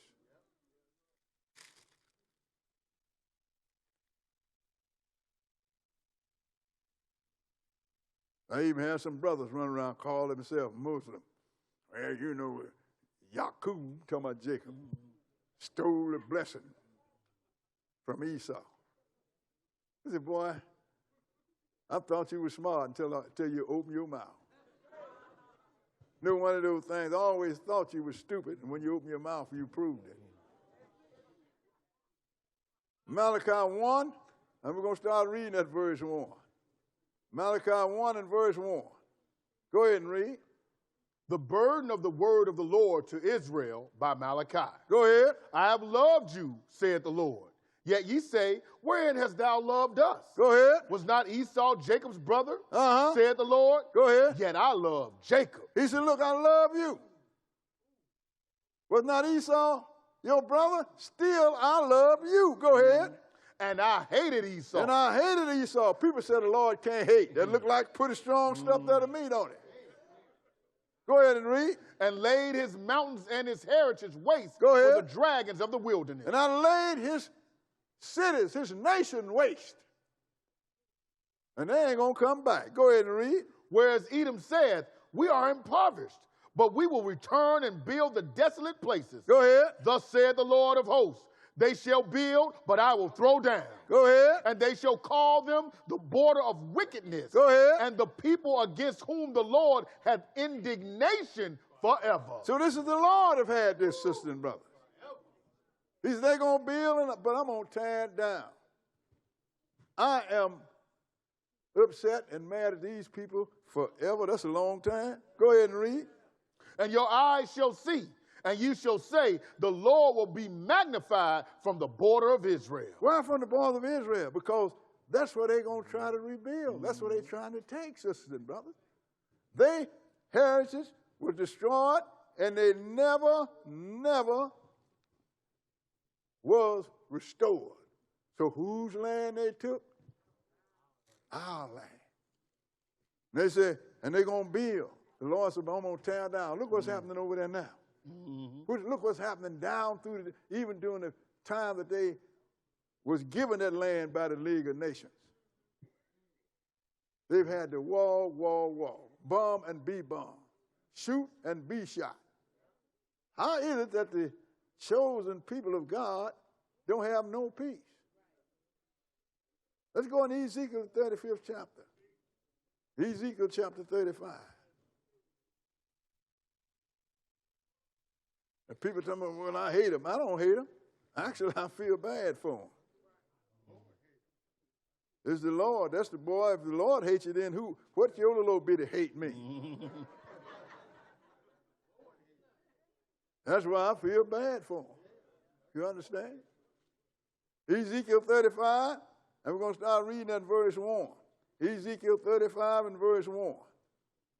Ezekiel 35, and we're going to start reading at verse 1. Okay, go ahead. Moreover, the word of the Lord came unto me, saying, Son of man, set thy face against Mount Seir, and prophesy against it. That's still Edom, sisters and brothers. That's what this nation is called, Mount Seir. And prophesy against it. Go ahead and read. And say unto it, Thus saith the Lord God, Behold, O Mount Seir, go ahead. I am against thee, and I will stretch out mine hand against thee, go ahead. And I will make thee most desolate. I will lay thy cities waste, and thou shalt be desolate, and thou shalt know that I am the Lord. I'm going to lay your cities waste, and you're going to be destroyed, and you're going to know that I am the Lord. Skip down to verse 8. Verse 8. And go ahead. And I will fill his mountains with his slain men, and thy hills, and in thy valleys, and all thy rivers shall they fall that are slain with the sword. Because the Lord had Edom had been killed a lot too, especially since the Arabs got strength. Go ahead and read. I will make thee perpetual desolation, and thy cities shall not return, and you shall know that I am the Lord. Now, do you find any place that's called Edom, Esau, or Mount Seir anywhere? Because the Lord destroyed their cities, and he said they will not return. So being that the case then, Edom had to find his cities from somewhere else because the Lord had them driven. And let's see what they were driven down into. We're going to go to Atlas of the Bible, page 150, and we're going to show you who drove Edom and where did they drive them to. Atlas of the Bible, 150. And I was told we're going to be sharp today.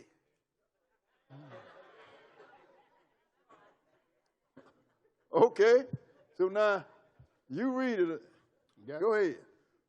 To the east, in what had been Edom, people from northwest Arabia were establishing themselves, later known as Nabateans. You notice he said to what had been Edom? Now, the Nabateans, which are Arabs, would establish themselves. Go ahead and read. The heyday of these people would come later, but already they were driving the Edomites, later known as Idumeans, into the Negab and what had been southern Judah. Go ahead. Settling in the desert south of Beersheba, the Edomites established themselves in the relatively lush tableland and hills around Hebron. Now, that's southern Jerusalem, sister and brother, around Hebron. Go ahead and read. Which became one of their chief cities. Now, was that all of it? That's it. So now, Hebron is southern Jerusalem because the Arabs destroyed Mount Seir, and they ain't going to never come back. So now, let's see what happened because the Lord sent Israel back to build the temple. Let's go into Ezra, the first chapter. Ezra, the first chapter.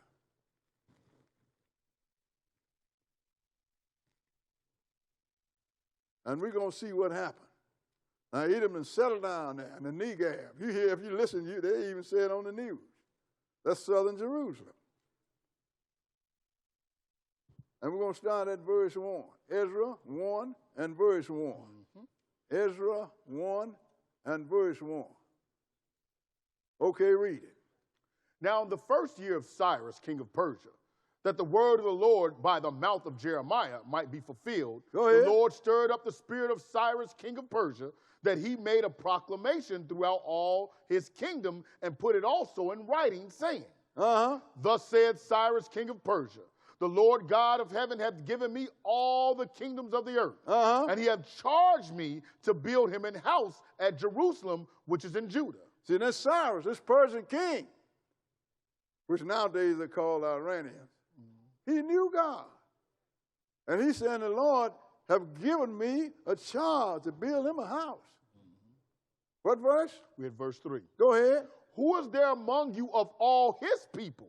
His God be with him. Go ahead. And let him go up to Jerusalem, which is in Judah, and build the house of the Lord God of Israel. Now you notice, finish that. He is the God which is in Jerusalem. In fact, he is the God everywhere.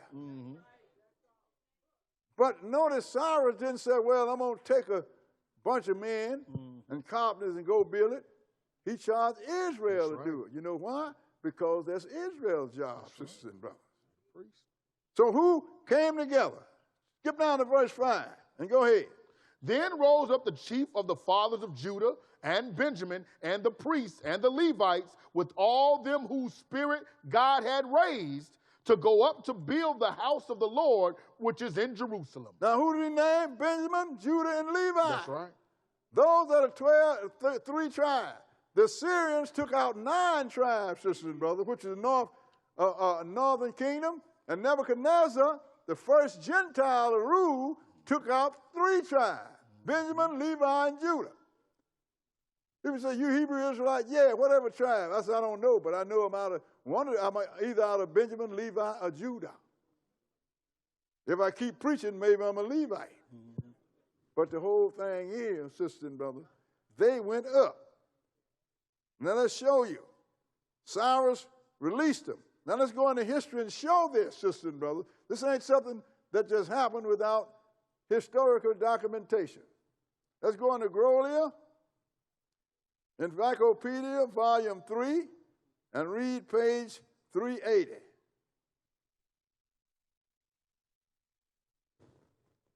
Okay, read it. Cyrus the Great, founder of the Persian Empire, son of Cambyses I, ascending the throne of Anshan in 559. Cyrus in 550 overthrew the Median king Astyages in battle, assumed the throne of Media, and established a capital at Ecbatana.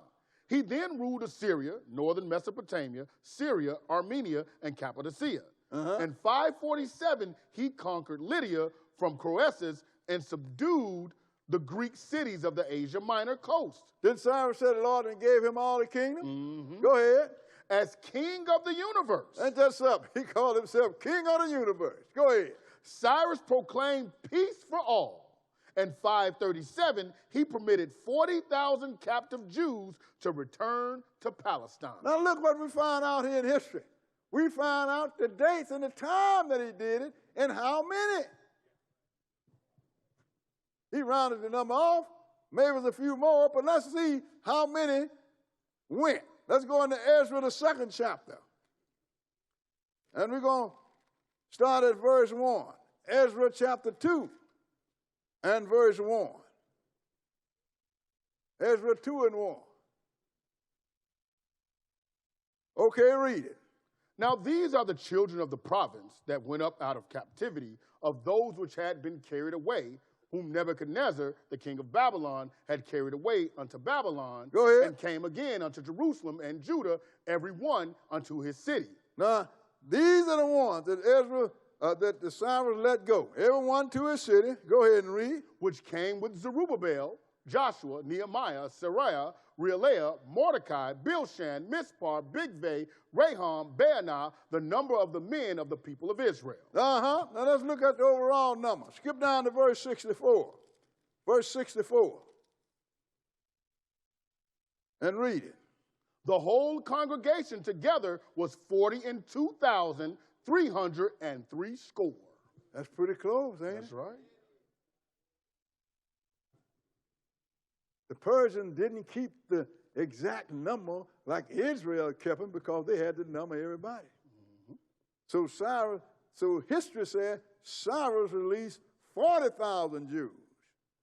Ezra, the Bible says, he released 42,360. That's pretty close in the range, ain't it? This is recorded history, sisters and brothers. And let's see what happened when they started to return. Let's go on to Atlas of the Bible, page 148. Atlas of the Bible, page 148. And let's see what happened to Israel when they went back to the land. Who was there? Read it. The return. At some point, but no later than 522, a second group of Babylonian Jews came to Jerusalem and then settled, each to his own town. The list of these towns in Ezra, the 2nd chapter, verses 2 through 35, and Nehemiah, the 7th chapter, verses 6 through 38, indicate that the returning Jews established themselves in an area roughly 40 miles east to west by 30 miles north to south in the hill country of Judah. On the east, they extended into the Jordan Valley around Jericho, while to the west they penetrated the coastal plain, settling in Lod and Ono. To the north they reached beyond the old border of Judah to Bethel. In the south they held the strategic site of Beth Zur, but were cut off from Hebron, which was in the hands of the Edomites. So Edom was already in there, sisters and brothers. Because the Arabs have driven them down to southern Jerusalem, which is called the Negev. So when Israel went back in the days of Cyrus,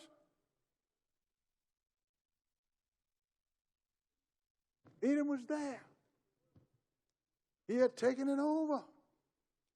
So now, but he was still called an Edomite. But he was in southern Jerusalem. Now let's go into Ezekiel, the 11th chapter. This guy that called himself us had taken over the southern Jerusalem.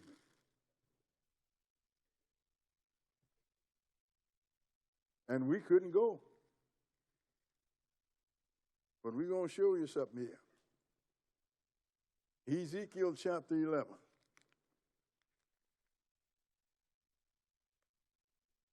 And we're going to start reading at verse 14. Ezekiel chapter 11. And we're going to start reading at verse 14.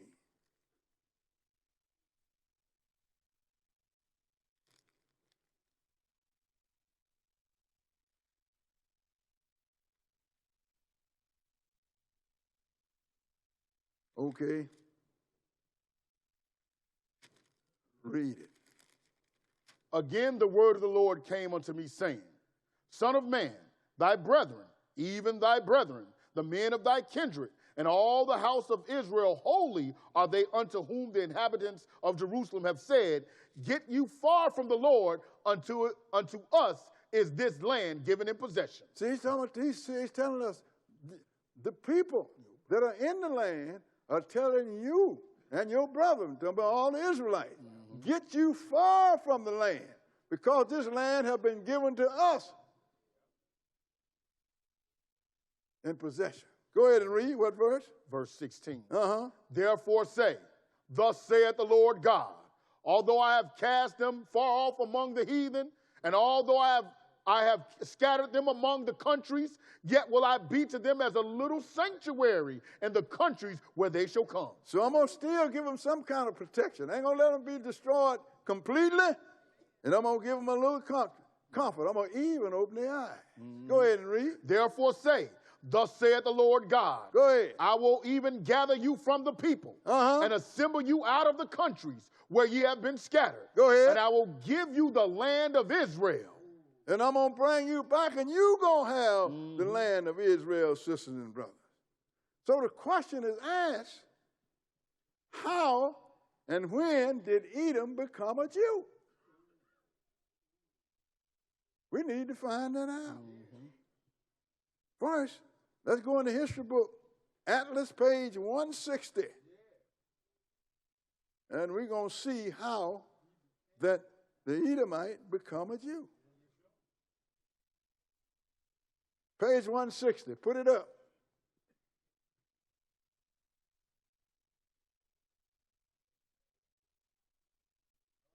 Read it. The Hasmonean dynasty. In 139, however, Antiochus VII, who would prove to be the last strong Seleucid king, attempted to reassert his rights in certain Judean cities.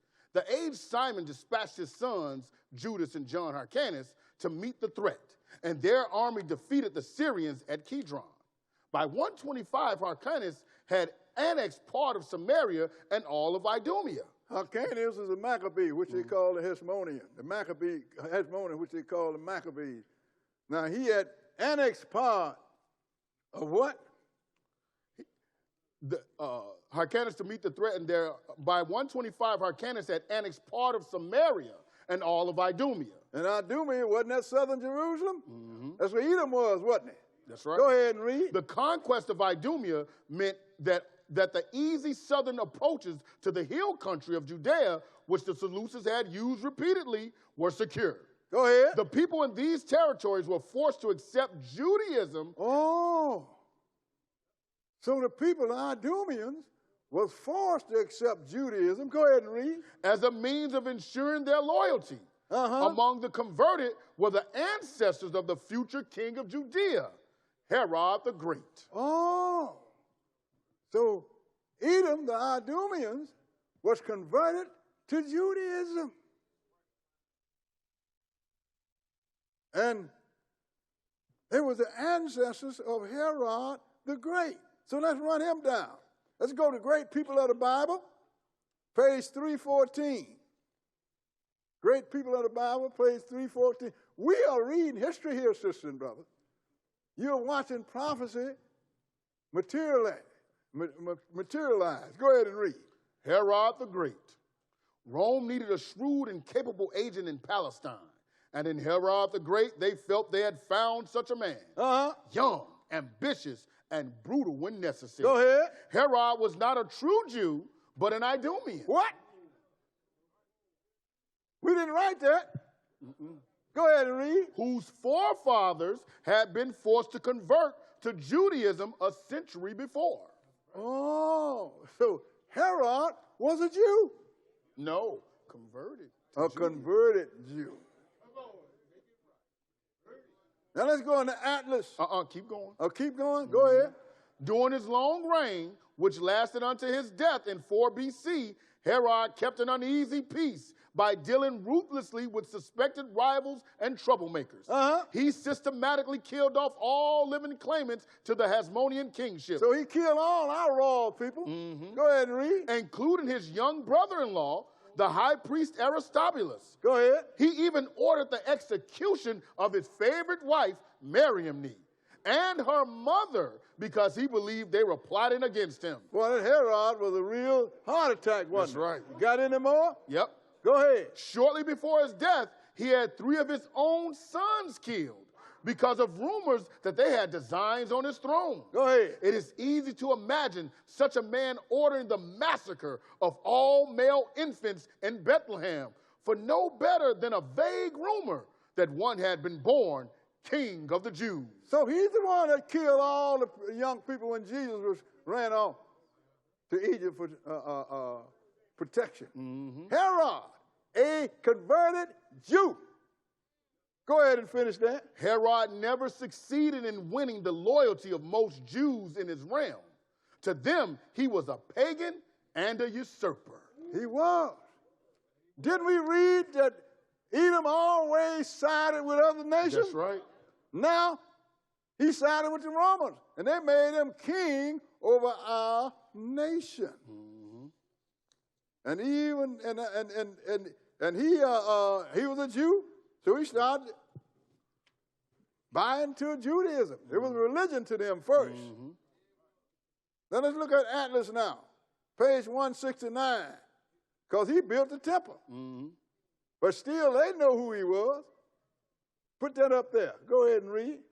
Herod, the project for which Herod is best remembered, however, is his rebuilding of the temple in Jerusalem. See, that's why I know the people over there are going to rebuild this last temple. Because they start believing that they're Jews, but they're converted Jews. Go ahead and read. To many Jews, however, Herod was a foreigner without a claim to the throne. And that's what he was. He was an Edomite. An Edomite, sisters and brothers. And they had even started to react. Let's go into Matthew, the 22nd chapter. Matthew chapter 22.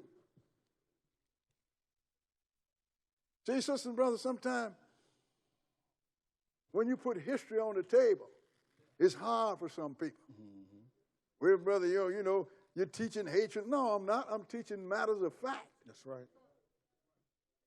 If the Lord didn't want it taught, why did he have it written in here? Matthew 22. I didn't make this history up. I discovered this history because I am a reader. And when you're a reader, you be surprised at the stuff that you find out that you've been blind to, and everybody around you is blind to. But then the Lord liked readers. That's why he wrote his word in a book, didn't he? That's right. Matthew 22, let's start at verse 15. Matthew 22 and verse 15. Okay, go ahead. Then went the Pharisees and took counsel how they might entangle him in his talk. Now, this was during the time they're trying to confuse Jesus, the Pharisees. Let's see who all was with them. Go ahead. And they sent out unto him their disciples with the Herodians, saying, Master, we know that thou art true and teachest the way of God in truth. Neither carest thou for any man, for thou regardest not the person of men. So who was with the Pharisees? The Herodians. The Herodians. Because he was a Jew by converted Judaism, that was a religion. So we had his people out there. Not only were the Pharisees, Edom was active in trying to trip Jesus up. This is really something, sisters and brothers. Edom, at that time, because he was converted, was running with the Jews, the real Jews. Now let's go into Mark, the 8th chapter. Mark chapter 8. And we're going to read one verse, verse 15. Mark 8 and verse 15. Read it. And he charged them, saying, take heed, beware of the leaven of the Pharisees and of the leaven of Herod. See, yeah, Herod. This is the religious part. Do you understand? You had the Edomites, the one that's called himself a Jew, running around with the real Jews, which are the Pharisees and the Sadducees. They was already active in Jesus' time because they was converted before Jesus' time. That's why the Romans said, I need to appoint me a king over Jews. Who showed up? Herod, the fake Jew. I'm a Jew. Yeah, okay, yeah, we heard about you. You pretty ruthless. He knew that they would have no pity on, that he would have no pity on the real Jews, sisters and brothers. None whatsoever. So now, but the time came, sisters and brothers, when the Lord said he was going to destroy Jerusalem and scatter the people out of it. And Jesus knew because he's the one that knew he was going to do it. So let's pursue this. Let's go into Luke, the 19th chapter. Luke chapter 19. So we know how that Esau or Edom became a Jew, don't we? He was converted to Judaism by our forefathers, the Hasmoneans, which are called the Maccabees. Boy, if I was back there, boy, I'd hit Hyrcanus in the mouth. Did you know what you put on us, mister?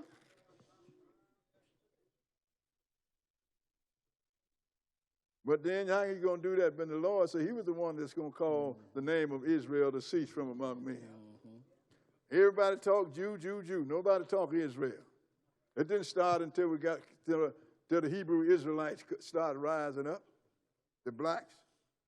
19 and 41, brother. 19 and 41, because the Lord said he's going to complete the scattering. He just let Cyrus go back to build it, had Cyrus to have them to build a temple to have a place for where Jesus to come. He had to come. But now once Jesus' time was over with, then 40 years later, the Lord completed what he said he was going to do in Daniel. He destroyed Jerusalem down to the ground. Luke 19, and we're going to start reading at verse 41. Luke 19 and 41. Okay, go ahead. And when he was come near, and he beheld the city and wept over it, saying, if thou hadst known, even thou, at least in this thy day, the things which belong unto thy peace, but now they are hid from thine eyes. So if you only known, they could have turned right then and the Lord might have let them stay. But he said, but now it's hid from me because you rejected me. Go ahead and read. For the days shall come upon thee, that thine enemies shall cast a trench about thee, and compass thee round. Go ahead. And keep thee in on every side. Go ahead. And shall lay thee even with the ground. And thy children within thee. And they shall not leave in thee one stone upon another, because thou knewest not the time of thy visitation. Isn't that what Jesus told his apostles when they were talking about the temple? That they're going to come when they got going to be one stone left upon another. So Jesus told them, the enemies. So who is the enemies? And when did they cast this trench around them? Let's go into Atlas of the Bible, page 201 and 202. Atlas, page 201 and 202. We're dealing with recorded history. Read it. Revolts against Rome. In 68, the Roman commander launched a methodical campaign to isolate Jerusalem. The overthrow and suicide of the Emperor Nero brought operations in Judea to a temporary halt as Vespasian prudently withdrew to test the imperial winds. Eventually, he himself was declared emperor. Sailing for Rome in the spring of 70, he left his capable son Titus in charge of the campaign against Jerusalem. The walls enclosing the temple and the upper and lower cities were the most formidable barrier of all. Postponing an all-out assault, Titus turned to starvation tactics. Go ahead. A certain amount of food had been smuggled into the city almost nightly during the siege. But now the Romans sealed off Jerusalem completely with a wall of their own, made of earth and some 5 miles in circumference. So what did Jesus say? They're going to cast a trench around you, That's right. So if he built a wall with earth, clean around Jerusalem, where did he get the dirt from? Dug it out of the ground. That's right. Couldn't nobody go in. Couldn't nobody go out. The Romans did this. Titus did it in 70 A.D. Go ahead and read. From the outset of the siege, those attempting to get through the encircling lines had been caught. Go ahead. And crucified.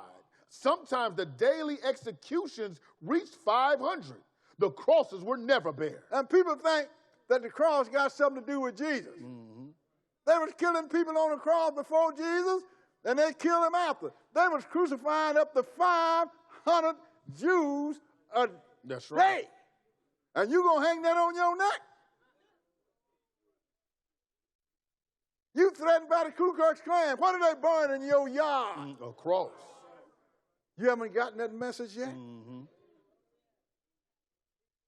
Go ahead.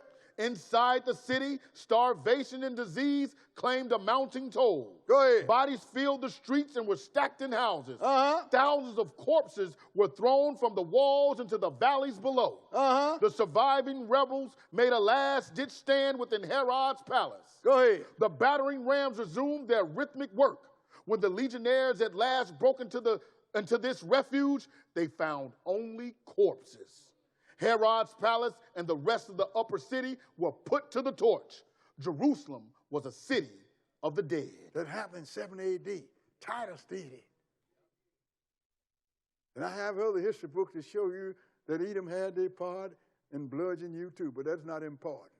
All I want to show is how they became you. Now let's go into Luke the 21st chapter. Jerusalem was destroyed, the dead city. And let's see what happened to the people now.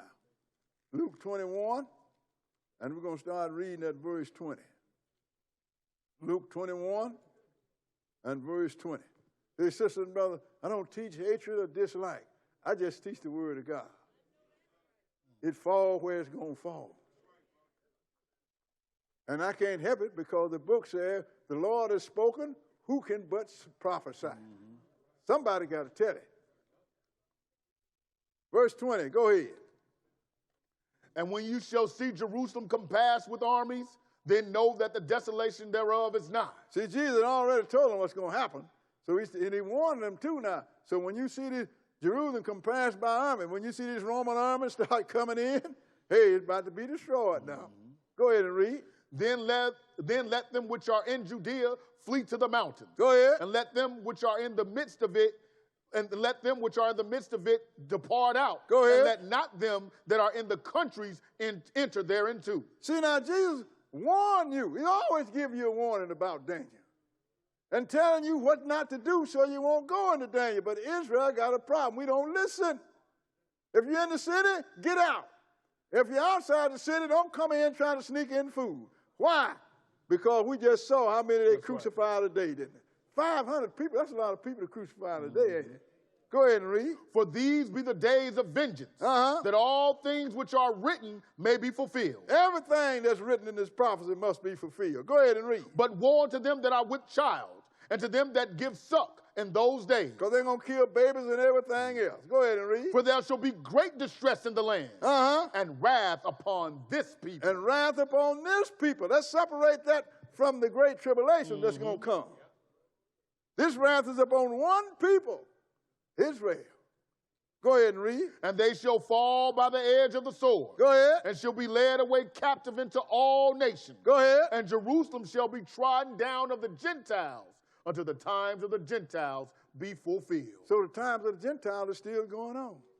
Gentiles is running this world, the children of Japhet, sisters and brothers, what we call white folks. But we're going to be scattered into all nations until a time is fulfilled. Let's go in the last 2 million years, page 87. And we're going to read this. Page 87. Okay, read it. Faith survives the dispersion. The crucifixion of Jesus about AD 30 did not end Jewish resistance to the Roman occupation. In 70, when the country was again in a state of revolt, Jerusalem, the holy city, became the core of resistance to the Romans. Titus, the son of Emperor Vespasian, proceeded to lay siege to Jerusalem. The city fell, and the inhabitants were enslaved in their thousands and dispersed throughout the Mediterranean world. Ain't that what was going to happen? Did the Lord say that? Where's the Mediterranean world, sisters and brothers? That's the Mediterranean Sea separates Europe from Africa. Some they took to Europe, some they took to Africa. And I want to show you this map because there's something I want you to look at. There's the African map, the Mediterranean Sea with Timbuktu. Put it up. So now, that's the Mediterranean at the top, and down here is Africa. Okay, now you have Timbuktu. Those are the Israelite sisters and brothers in Mali. And they even had a place on there, I don't know if you got that, where they had a place that they named the Kingdom of Judah. I don't know if we got that in this lesson. But they actually had a place that's called, that the Portuguese and the Spaniards, because they couldn't break our forefathers from the original Christianity, they killed them, tortured them, and took their children and sent them to the African continent and named it the Kingdom of Judah. So the only one that didn't know who we was us. But not all the people that came out of it. We show you that in Black history. So Timbuktu, that was where we had been set up as a nation, sisters and brothers. Now let's go into Obadiah. The book of Obadiah.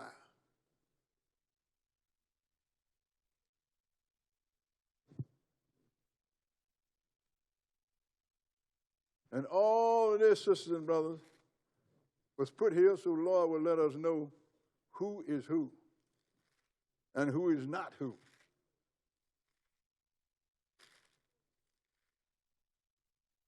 Obadiah, we're going to start reading at verse 1 because it ain't but one chapter. The book of Obadiah. We're going to start reading at verse 1. Okay, read it. The vision of Obadiah. Thus saith the Lord God concerning Edom. Because said the Lord God concerning Edom. Go ahead. We have heard a rumor from the Lord. And an ambassador is sent among the heathen. Go ahead. Arise ye, and let us rise up against her in battle. Go ahead. Behold, I have made thee small among the heathen. Thou art greatly despised. I mean, these are the nations. All the Gentile nations and the Africans too. They hate Edom almost as much as they hate us. You understand? Skip down to verse 6. And we're going to find out some of the reasons why. Because the Lord said he is the one that made them highly despised, didn't he? Go ahead and read verse 6. How the things of Esau searched out. How are his hidden things sought up? Yeah, it's hidden because there's nobody talk about it no more. Go ahead and read. All the men of thy confederacy have brought thee even to the border. Even the people at your airline, they're going to bring it to the border. Go ahead and read. The men that were at peace with thee have deceived thee. Go ahead. And prevailed against thee. Go ahead. That they that eat thy bread have laid a wound under thee. There is none understanding in him. Lord, even the one that you think your allies, that they're going to come when they're going to lay a wound under you. Well, there's something when the Lord got something against you. Go ahead and read. Shall I not in that day, saith the Lord, even destroy the wise men out of Edom?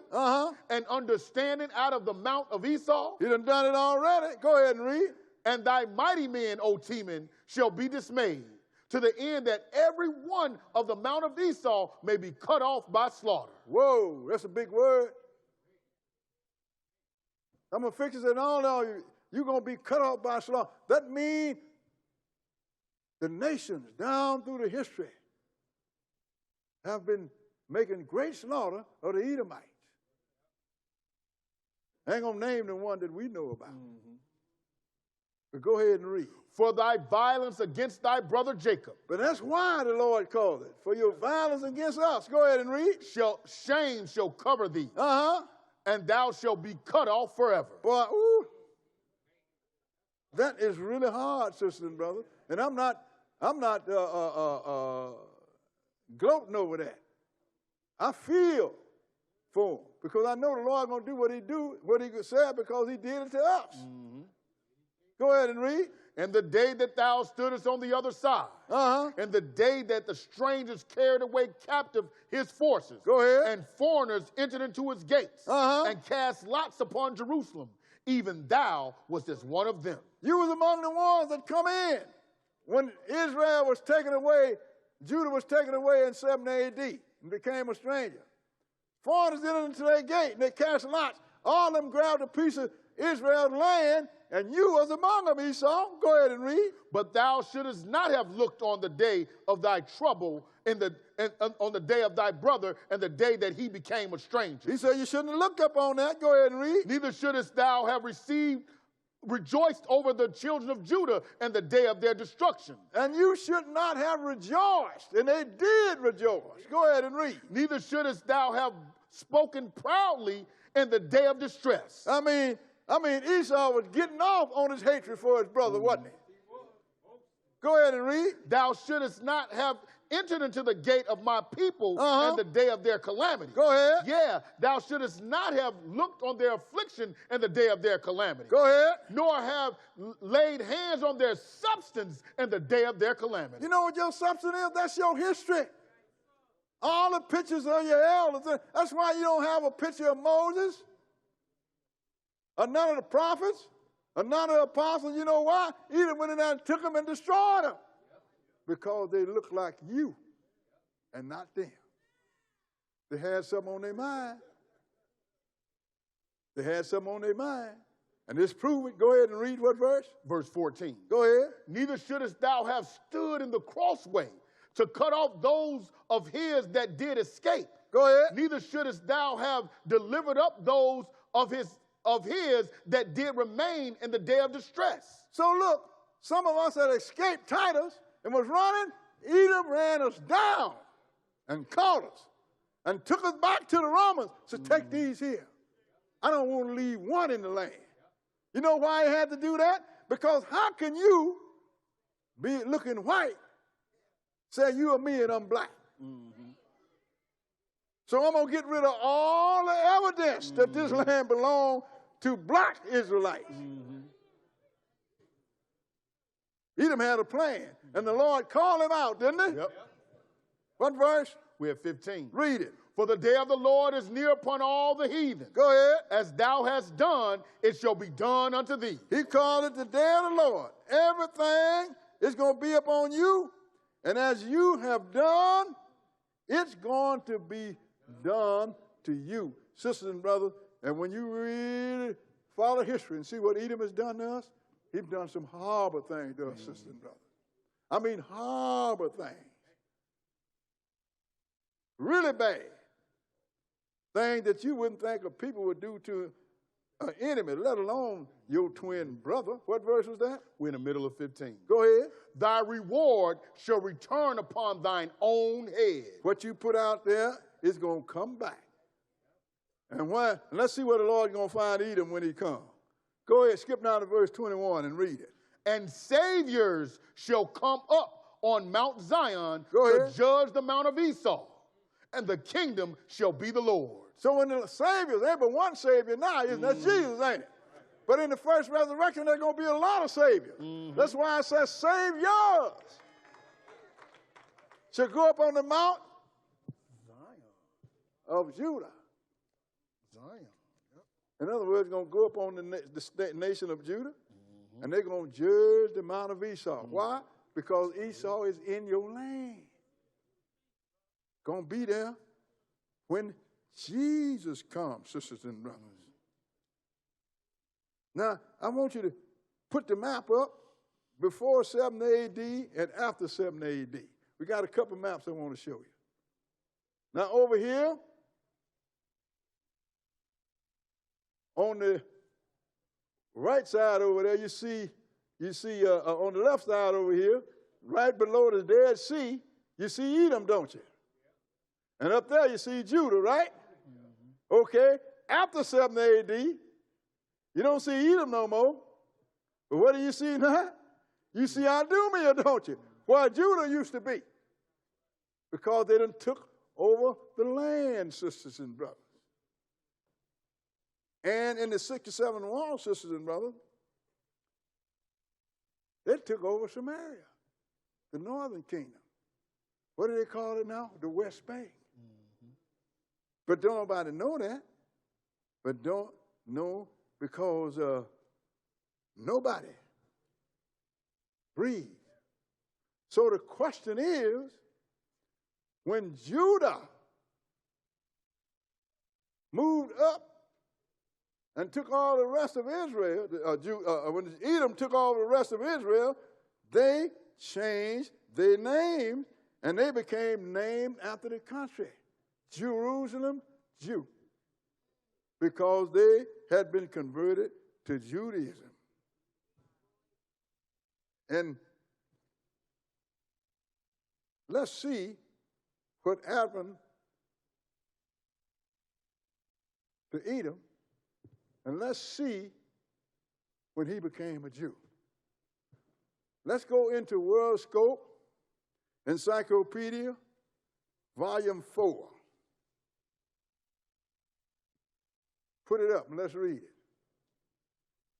Go ahead. Edom disappeared. Edom, meaning red, the name given to Esau on account of the red pottage secured by him from his brother Jacob. The name was also given to the country settled by Esau, having been previously known as Mount Seir. Later, the Edomites ravaged the southern borders of Palestine and were denounced with considerable vehemence by some of the prophets of Israel. After the destruction of Jerusalem in 70 AD, the name of Edom, or Idumea, disappeared from geography. Wait a minute. Why did they wait till 70 AD? Because the people was there. After 70 AD, they changed their name. And that's to Judaism, to Jew. That's how you hide a whole people. By simply changing their name.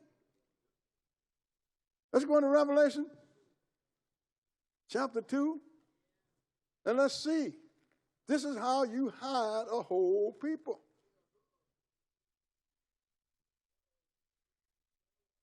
Revelation chapter 2.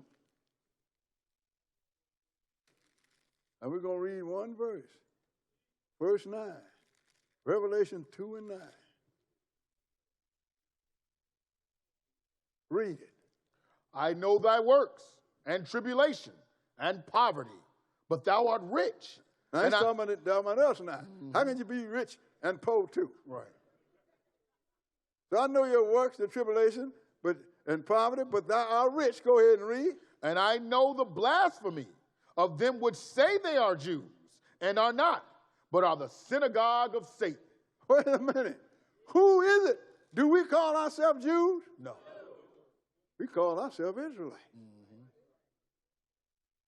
But I know the blasphemy of them that say they are Jews and are not, but do lie. Let's go to Revelation, the 3rd chapter, and read verse 2. Lord, I want to make sure we understood this. 3 and 9. 3 and 2. 3 and 9. 3 and 9, brother. Revelation 3 and 9. Read it. Behold, I will make them of the synagogue of Satan, which say they are Jews and are not, but do lie. Behold, I will make them to come and worship before thy feet, and to know that I have loved thee. So now how do you hide the whole people? Just change their name. So now where's Edom now? When do you ever hear anybody talk about Edomites anywhere? Or Esau? I mean, nowhere. Just like the ground opened up and they just swallowed and fell in it and swallowed them up. But they're still here. But they are under your name. Jew. You think the Lord didn't know this? Why is it that he had this written in Revelation? Because he knew it. Israel have hid himself. Edom have hid himself under the name of Jew. Let's go into Jeremiah the 49th chapter. Dear sisters and brothers, this is not fiction. This is not opinion. This is the word of God, which have been fulfilled by history. And how is it, and how can you fight against this? You just can't. Jeremiah 49, and we're going to start reading at verse 8. Jeremiah 49 and verse 7. Okay, I'm going to take my notes from y'all. Correct me with my own notes. That's why I give it to you so you can. Verse 7, go ahead and read. Concerning Edom, thus saith the Lord of hosts, is wisdom no more in Teman? Go ahead. Is counsel perished from the prudent? Is their wisdom vanished? Yeah. Flee ye, turn back, dwell deep, O inhabitants of Dedan. For I will bring the calamity of Esau upon him, the time that I will visit him. He said, so now he ain't got no wisdom. Now he done got under the name and he's comfortable with it and won't change. But the Lord said, I'm going to bring the calamity upon him during the time that I visit him. Skip down to verse 10. Verse 10 and go ahead. But I have made Esau bare. I have uncovered his secret places. Go ahead. And he shall not be able to hide himself. It's getting harder and harder now for him to hide himself, ain't it? Because he hid out under the name of Jew. The name of one of the tribes, the sons of Jacob. Go ahead and read. His seed is spoiled, and his brethren, and his neighbors, and he is not. Go ahead. Leave thy fatherless children. I will preserve them alive, and let thy widows trust in me. Boy, this God is a merciful God, ain't he? He going to even save some Edomites. So leave that fatherless children. And your widow's going to trust in me. That's what I like about this God. He always looking for ways to save somebody. So these people have state claim to our land. Oh, they're the ones that said to us, get out of here because the land, get out of this land because the Lord has given this land to us in possession. Let's go into Ezekiel, the 35th chapter, and we're going to show this. Ezekiel chapter 35.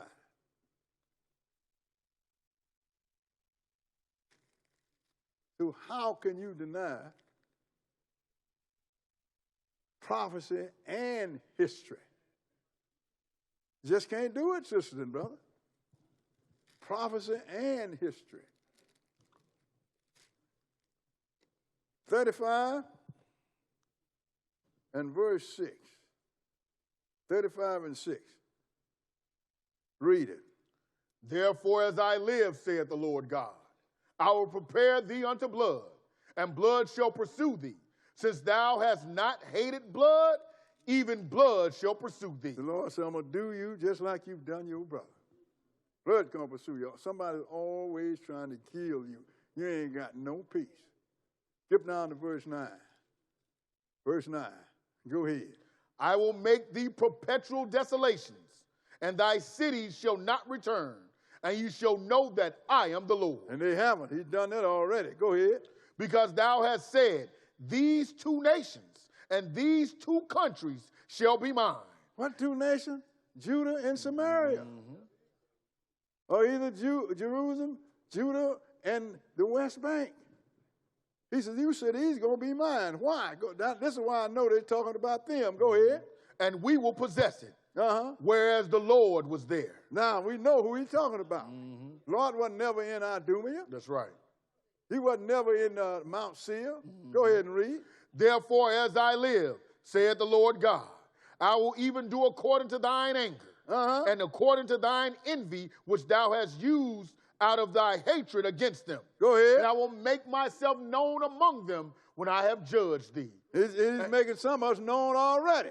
Go ahead and read. And thou shalt know that I am the Lord. Go ahead. And that I have heard all thy blasphemies, which thou hast spoken against the mountains of Israel, saying, they are laid desolate, they are given us to consume. He said, I heard you when you said that. I mean, the Romans took them out and didn't leave one. We made sure that they didn't leave one. Because we said, we're going to get this land, and it's ours given to us to consume. Go ahead and read. Thus with your mouth ye have boasted against me. Go ahead. And have multiplied your words against me. Go ahead. I have heard them. He said, I heard them, every word. That's one thing, the Lord has listened to everything. Go ahead and read. Thus saith the Lord God, when the whole earth rejoiceth, I will make thee desolate. Oh, man, that is really bad, ain't it? When the whole nation is rejoicing, all the nations on the whole earth are rejoicing, he said he is going to make them desolate. I didn't say that.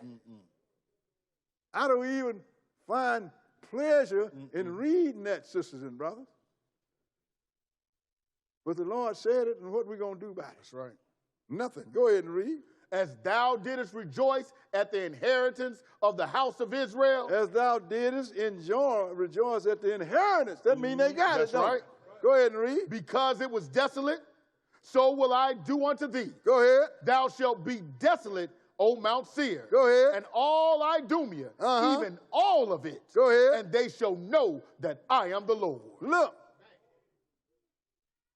I'm going to deal with you because you have punted my land into your hand. You said these two nations and these two countries are going to be ours because the Lord was there. They had Judea, but they didn't have the West Bank, which was Samaria, sisters and brothers, until the 67 war. And who was the prime minister of Jerusalem then? A guy that's named Menachem Begin. Now I want you to put it up and see what he said. This is a newspaper clipping that I got. This is something that we wrote. This is recorded history. This is a newspaper clipping. What's it say? West Bank is Israel forever, vows Begin. Jerusalem. Israeli Prime Minister Menachem Begin vehemently rejected President Reagan's Middle East Peace Initiative Wednesday and declared that the occupied West Bank will be for Jewish people for all generations. Go ahead. The world will witness whose dedication will win, Begin said. If someone tried to take Judea and Samaria, the West Bank, from us, we will tell him Judea and Samaria for the Jewish people for all generations. Did we just read this? How can you deny this, sisters and brothers? That's what he said when they took over the West Bank, which is Samaria, the northern kingdom, the land of the northern kingdom. Reagan tried to broker a deal to give it back to the Arab. No. These two nations and these two countries are going to be ours because the Lord was there. Judea and Samaria. That's right. So now, what is the status of our land right now? This is the last place. Isaiah, the first chapter. Isaiah chapter 1.